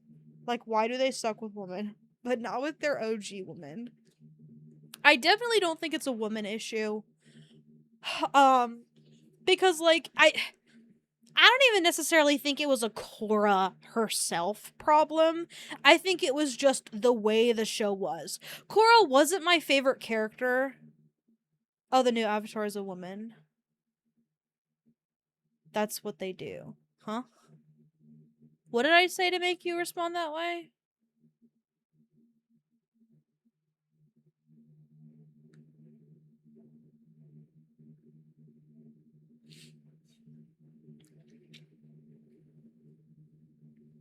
One reason, my bad. And I do think culturally, like, people defend Korra because they're just like, you just hate her because she's a woman.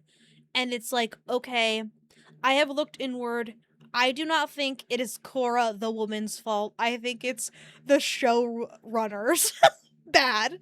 And it's like, I it's not that I want her to be weak or super effeminate to prove that she's like a good woman character. That's not the case. She's just dumb and unlikable. And that's fine. You can be unlikable as a woman. But the thing is that there is no like arc for her that's particularly satisfying. Um Yes, it's like her arc in the first season would have been fine if that was it. It was very surface level. She was supposed to learn how to airbend, and that was kind of supposed to be it. Because it would have capped out the first the first 3 seasons of Avatar: The Last Airbender, and then it would have capped it out with Air for Korra, because then she would have learned airbending. Perfect. And then we can be done. However, there are also issues with that first season as well, because one, I don't love the technological advancements. It kind of bothers me, because if we have had hundreds of other Avatar prior to this, and then Korra is all of a sudden the technologically advanced one, I really don't like that. The setting is not my favorite. It bothers me a little bit. And also, all of a sudden, and it's been a while since I've seen the show, and I'm sure I would have the same opinions, but I'm definitely going to sound a little uninformed because it's been so long. You said it's not, I think it's a problem. Because it's giving what Disney does to black people, but they ruined it even more. Because in the teaser trailer, they reveal that Korra just destroys, like, the world, and it takes place after that. Like, years after she dies, everyone hates her because she fucked up so hardcore. Shit. Well, at least they're consistent, because she couldn't seem to do... Someone made a comment that I found interesting. Aang was a peace loving avatar in a time of war, and Korra was a war loving avatar in a time of peace. So she kind of made her own problems. It's not necessarily true for all of them, but there's also a lot of like function.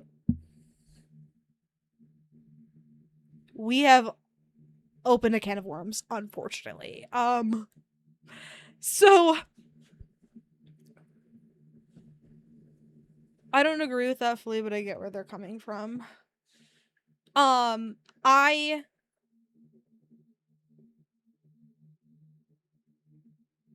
have no staunch opinion on it. It makes a lot of sense. She doesn't make a lot of the issues, in my opinion.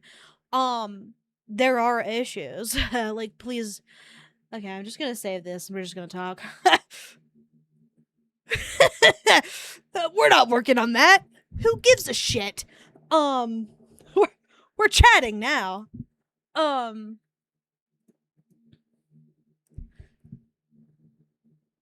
Ooh. I'm gonna... Sorry, my head hurts. At that point, I could just... I'll just turn it off. Oh my god, I get to listen to my favorite part of the song. Um, like, cause like, no, there were villains. She didn't create villains. She just defeated them by creating more problems. I agree with that. I do think she was more, like, she, was more eager to fight and, things of that nature than Aang was, so I understand that analysis. I don't... Core, there's too many... Let's come on, all the... Only one bomb, that's better. And then the world explodes. Why did they do... You can't be fucking serious. I mean, I'll watch it. Like, I'll watch the next show. I'm just not... I am apprehensive. But I am excited to see an Earthbender,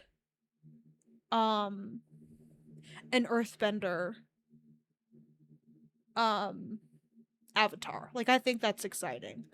I know we had Kyoshi or whatever, and we had, Roku or whatever. Roku City. We also had Roku as the firebending guy as well. So we had, and then, what's his nuts? Was the water guy before that. But anyway,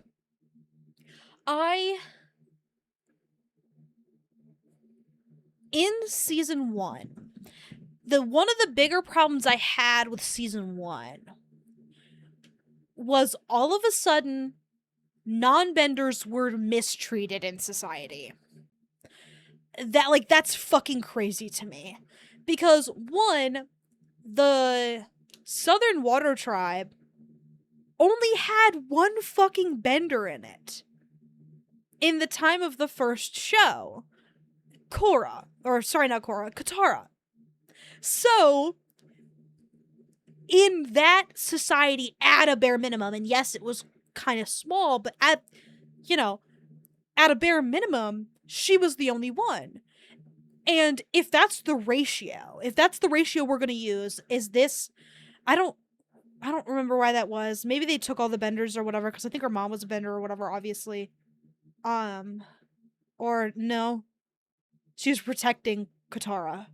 She wasn't actually a bender. I don't remember what the lore is there. I haven't seen the original show in a while either. But anyway, if we're gonna use that as like a ratio to go off of in terms of like the bender to non-bender ratio, there are more non-benders than there are benders. So the fact that we're all of a sudden pissed off that we are seeing less rights in Korra really pisses me off. It's like, hold on, man. That doesn't make any fucking sense. We were all fine and dandy before. Why are you guys acting like you're like the most oppressed class known to man? I don't think it was that big of a deal. But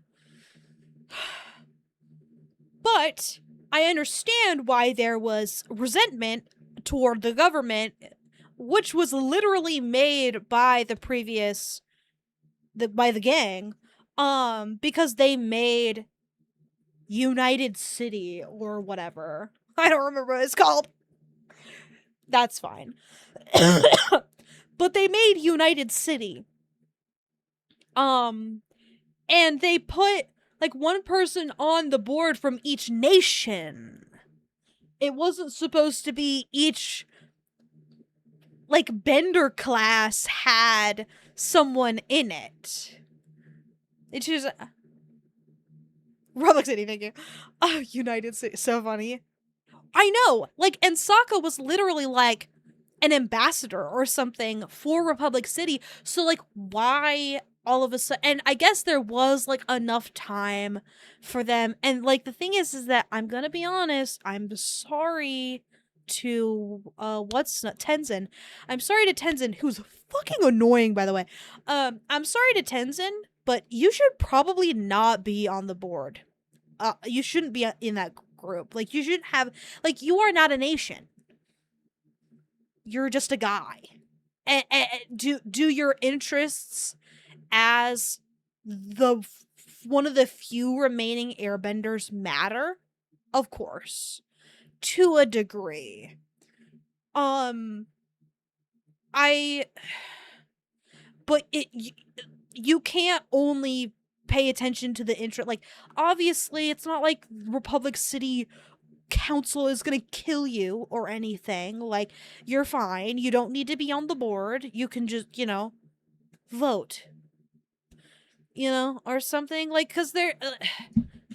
The setup of Republic City was very weird and kind of caused a lot of issues, and I understand why the issues were in place. It was an interesting concept to have brought that into play. Like, having a different government, like a democratic system of government in the show, whereas so far we've only ever seen emperors and kings and, monarchy. Um so seeing this attempt at democracy is interesting, um but it's just very, and like seeing it fail is also interesting in a sense, but it's just so bizarre that we all had it figured out and we were living relatively peacefully between um the two, like, benders and non-benders. They were living super peacefully prior to this. Why did we cause an issue, and why was it the gang causing the issue? Like, that just feels unrealistic to me, because they had two non-benders in the group. I consider Suki a part of the group. And then May and Tylee were also there, but they were evil. But they were, like, they held their own, They still fucked it up. Like, they had one of the scariest people in the fucking show be like, "You're my girls, let's go kill them." Like, she saw them as assets. But anyway, I'm going to go back up and read this. I really did do that to her, but everyone hates the Avatar apparently because the spirit world brings humanity's destruction, like Korra did that shit. So everyone blames her. So when the new Avatar appears, everyone was like, "Oh shit, they're gonna kill us all because Korra did." So no.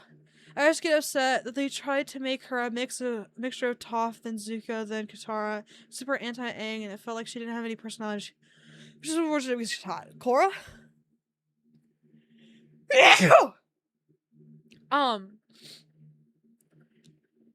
I definitely and they gave her a hot lesbian girlfriend. And she's so crazy attractive. Thank you. She's so crazy attractive. And the thing is that no, they didn't fucking give her a fucking girlfriend. What the hell was that? Canon my dick. Okay? That's another thing that pissed me off about the show. They were like, "We made it canon." No, you didn't. Also, they had zero chemistry. She is a bad character. But that's, like, I am more willing to forgive a character for being bad when they're a side character. Asami didn't matter that much. She was just a side character. She had, like, a brief subplot where, like, her dad was evil, and it was like, okay, whatever, but now you're done.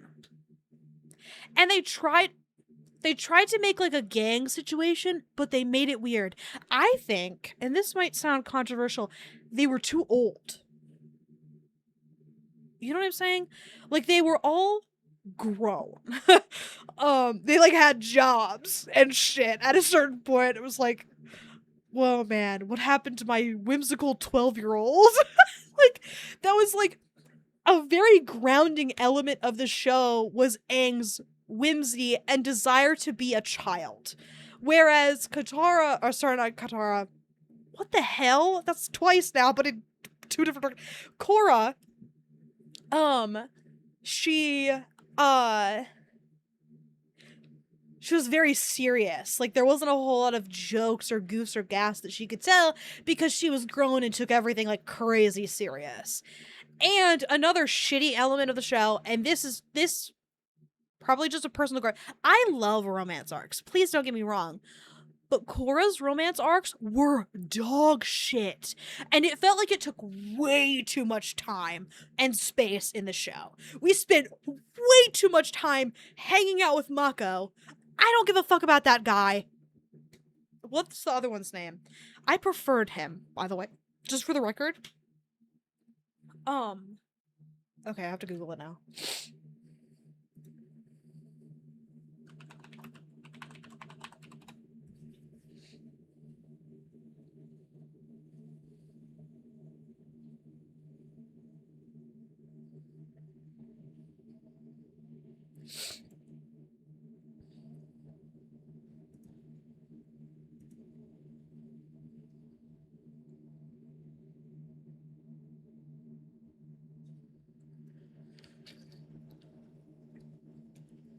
Bolin. That's so funny.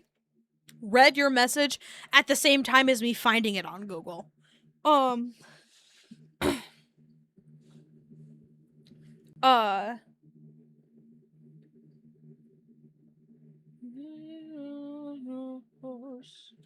You're an asshole. I can stand you. Divorce. Anyway, I've like Mako in the first season was such an annoying ass teenage boy, and Korra let it happen. No, I'm just kidding. And Korra was also like kind of being an annoying teenage girl, and they were like doing this like romance arc thing. It was really annoying, and then Bolin was like being the third wheel slash like love triangle, but not love triangle because she obviously never really liked him that way, but he obviously really liked her, and he was a lot nicer to her, but that's beside the point. And so so that whole thing was super fucking annoying and wasted so much of my time. And it was like, just be single. You're kind of busy being the avatar. Can we lock in? And I get like those issues come from being young, and she is young, and they're trying to portray her as young. Fine. But what if I'm annoyed? there was definitely, I don't know. That was an issue. I don't know how you'd rectify it or make it more bearable, but it was definitely annoying to watch. And then in season 2, and I did not care for season 1. Season 2 is my mortal fucking enemy. I hated season 2 and will fucking kill myself about it. Because I don't know how they're going to rectify, so this is funny if they made women feel what and it was weird. Like, she was and I understand to a certain extent that maybe she didn't have a whole lot of experiences because she was training as the avatar, etc., etc. But ugh, wow, what if I don't care?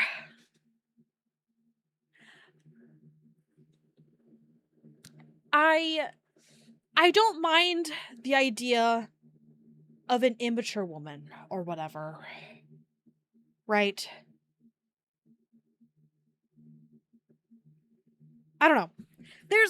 Her circumstances were interesting because where Aang had to figure it out himself. No, I didn't have a login for the login job. I know.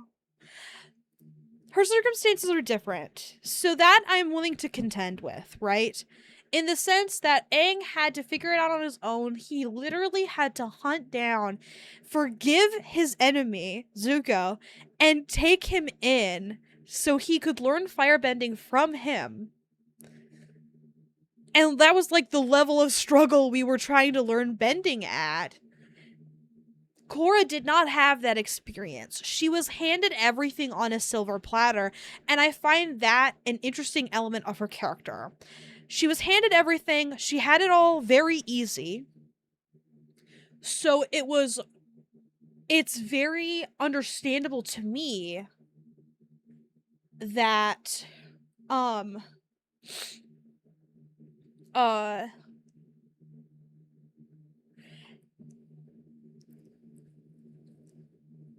that she would have some personality issues in the sense of she expects everything to be given to her automatically. And I think that is the arc that she needs to go through, but she doesn't go through it. We simply see her try to get through things. I don't know. The show kind of needed to give her like a win, but they kept just like making it worse for some reason. Like, and the way things were was interesting. Like, there was I don't remember if I came up with this analysis or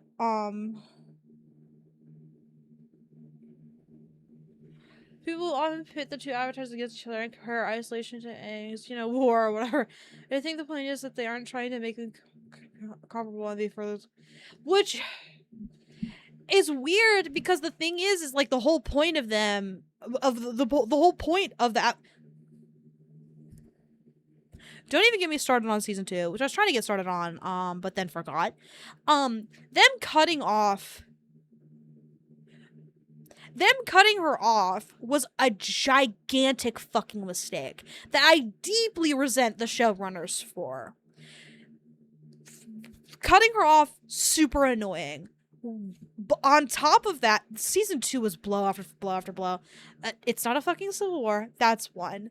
2, don't cut her off from her Avatar line. Are you kidding me? Because the thing is what would have been interesting is if in the Spirit season, she was like, I think this is dumb. I don't want to talk to you guys. This isn't really my thing, etc., etc. And then maybe they don't talk to her for a while because they're mad at her. They're just like, you don't get it. So they kind of like cut her off or whatever. And then his comparable city. It's fuck you, season. Fuck season 2. Like having what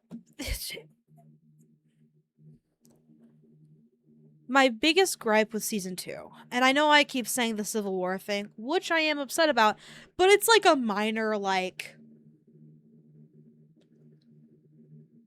vocab thing, which does matter, right? Like vocab of that type, like historical and like sociological vocabulary does matter, because the distinction between a civil war versus a run-of-the-mill war between two nations does matter, and the fact that they don't understand their own lore enough to have called it a civil war bothers me quite a bit. But anyway, the real issue with season 2 is that we had to sit through and watch why the Avatar was made. And it's bullshit. It's stupid. And I don't like it and wish I didn't know that. It was very dumb. I don't care about the, Reva and evil guy. Because that implies the existence of an evil avatar, which it doesn't. It could be. But yeah, and they were like designed okay. I don't know. Much like Frozen 2, sometimes you can just let it go. That is not what I meant. What I meant by that was not supposed to be a pun. That was, oh god. Endstream right, I might have to. That was, how do I put this?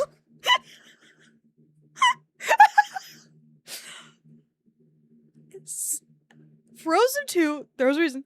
Frozen 2 tried to explain Elsa's powers, and it was bad. Season 2 of your head. Let's go back to Let It Go. I did, don't worry. Season 2 of Korra also did the same thing, where it attempted frailly to explain why the Avatar has all the Avatar powers, and it's really stupid, and I don't like it at all.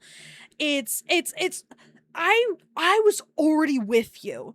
That's the thing, right? Is like, if you want to explain why something or someone has powers of a specific variety, you need to do that season 1 or in the first show or movie 1. If that's information you need your audience to have, you need to do it early or when it's relevant.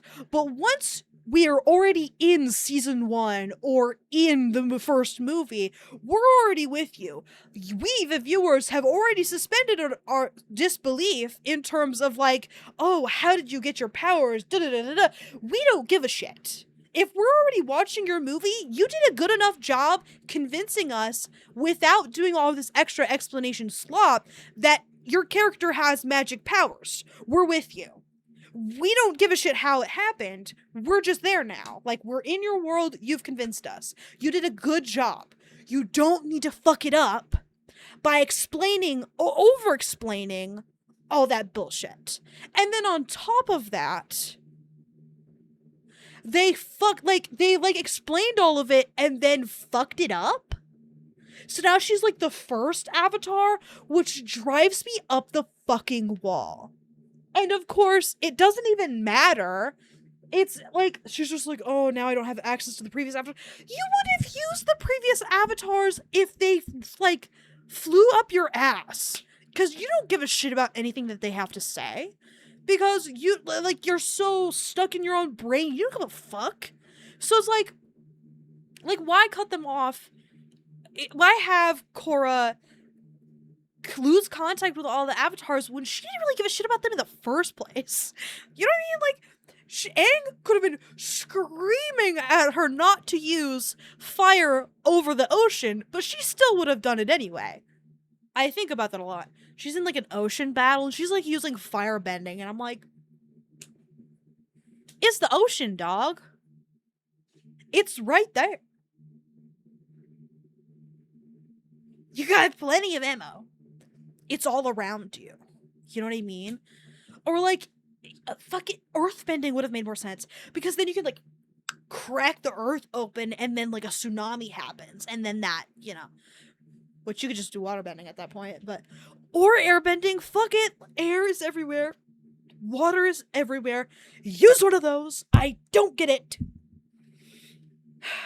Anyway, season 3. Season 3 was rough, bro. My biggest gripe with season 3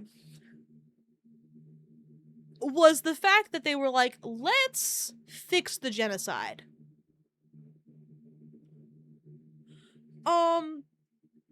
I see, you have the spirit. I see where you're coming from. That's wonderful. I'm glad you would like to undo a genocide. We all would. However, doesn't that kind of demean the whole, like, event in the first place? Like, just fixing it all of a sudden. And another problem I have is none of the people who replace the original airbenders in the first place share the original airbender culture, so it's just kind of an insult, in my opinion. It's like, oh wow, the airbenders and A trying to fix it, so I kind of want to see it. I wonder how that'll go. Cause like, there are like monks, I think, at the time of like nomad monks or whatever. But they're non-benders, I think, in Korra. But I don't know. It would have made more sense to me, if and this is the thing, right? Is honestly the whole like fixing a genocide arc would have been less weird and bad had the air nomads, the ones who had kept to the culture, been the only ones to have received the airbending powers, which then, as a result, would have destroyed the whole purpose of the 3rd season, and then there would have been no enemy. But that's beside the point. If you are going to fix a genocide, which again I find extremely bizarre and borderline disrespectful, because that's not rooted in reality at all. You can't just bring back thousands of people who were murdered. And like, Aang spent a good chunk of his adulthood trying to repopulate the airbender population, which is why he was an asshole dad to his other 2 children. One of them a non-bender. which I would understand why that guy had issues, about being a non-bender. Um, but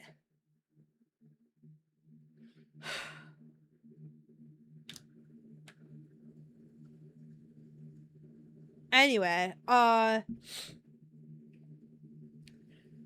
another thing about season 3 is what the fuck did that guy do to get put in that prison that was that crazy on lockdown?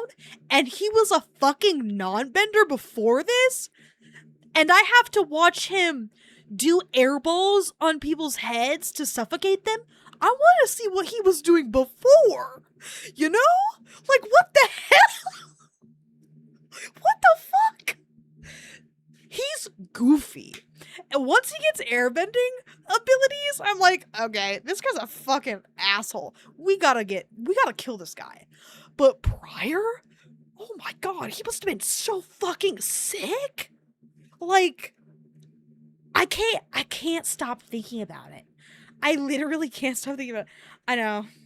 This is like a... I want to know what he was like before. I don't give a shit that he has airbending abilities. Put those away, brother.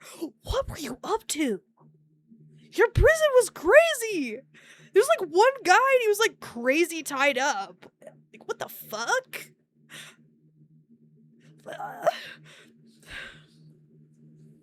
Whatever. And then season 4.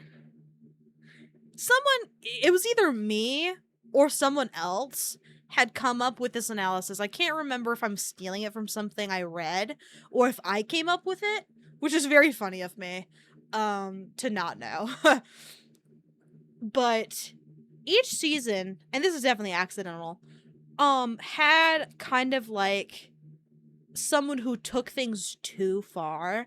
And now that I'm saying it out loud, I think this is somebody else's analysis, and I suddenly find it very annoying.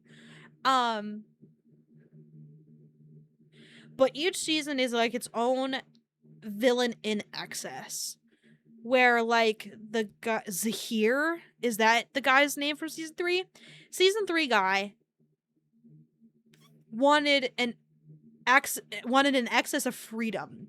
So he wanted but he basically wanted anarchy. Then the next one, I forget her name, wanted an excess of order.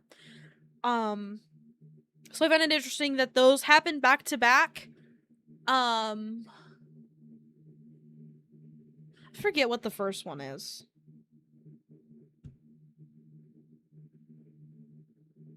And then there's an excess of unity because they want to unify the two water tribes. And that doesn't go well. Maybe it's an excess of separation. I really don't remember. Remember when they find out that the non-bender guy who takes everybody's powers away is a bender, and it was really annoying? I remember that too. Anyway, Bolin being like a Hitler defender in season 4 was fucking crazy. Because why was season 4 villain like low-key Hitler?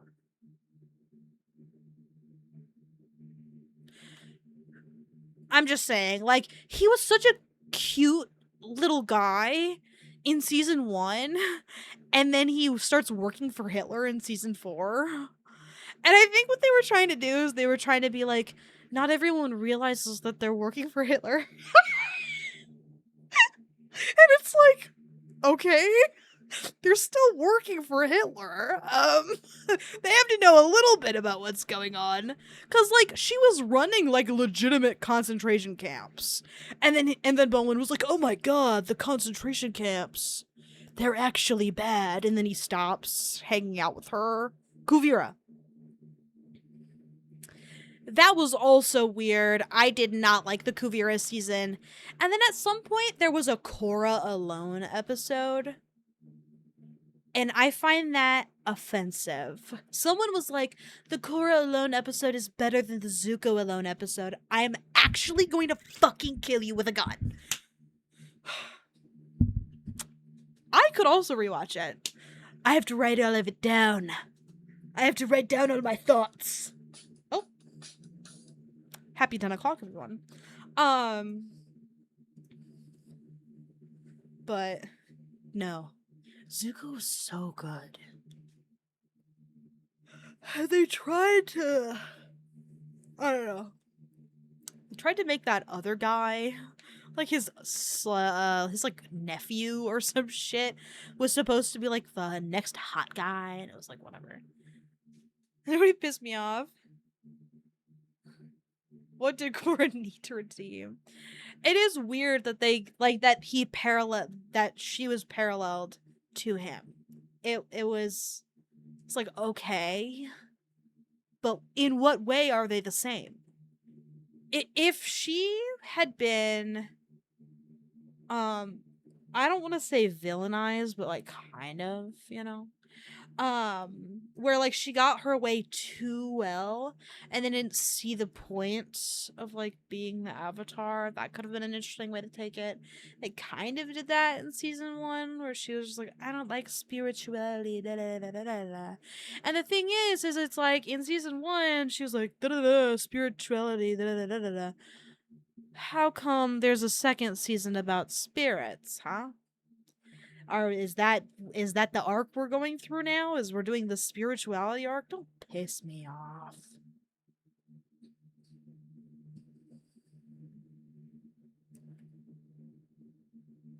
Also, I just kind of remembered that Aang took away Ozai's bending, so some Joe Schmo down the fucking street knows how to take some people's bending away.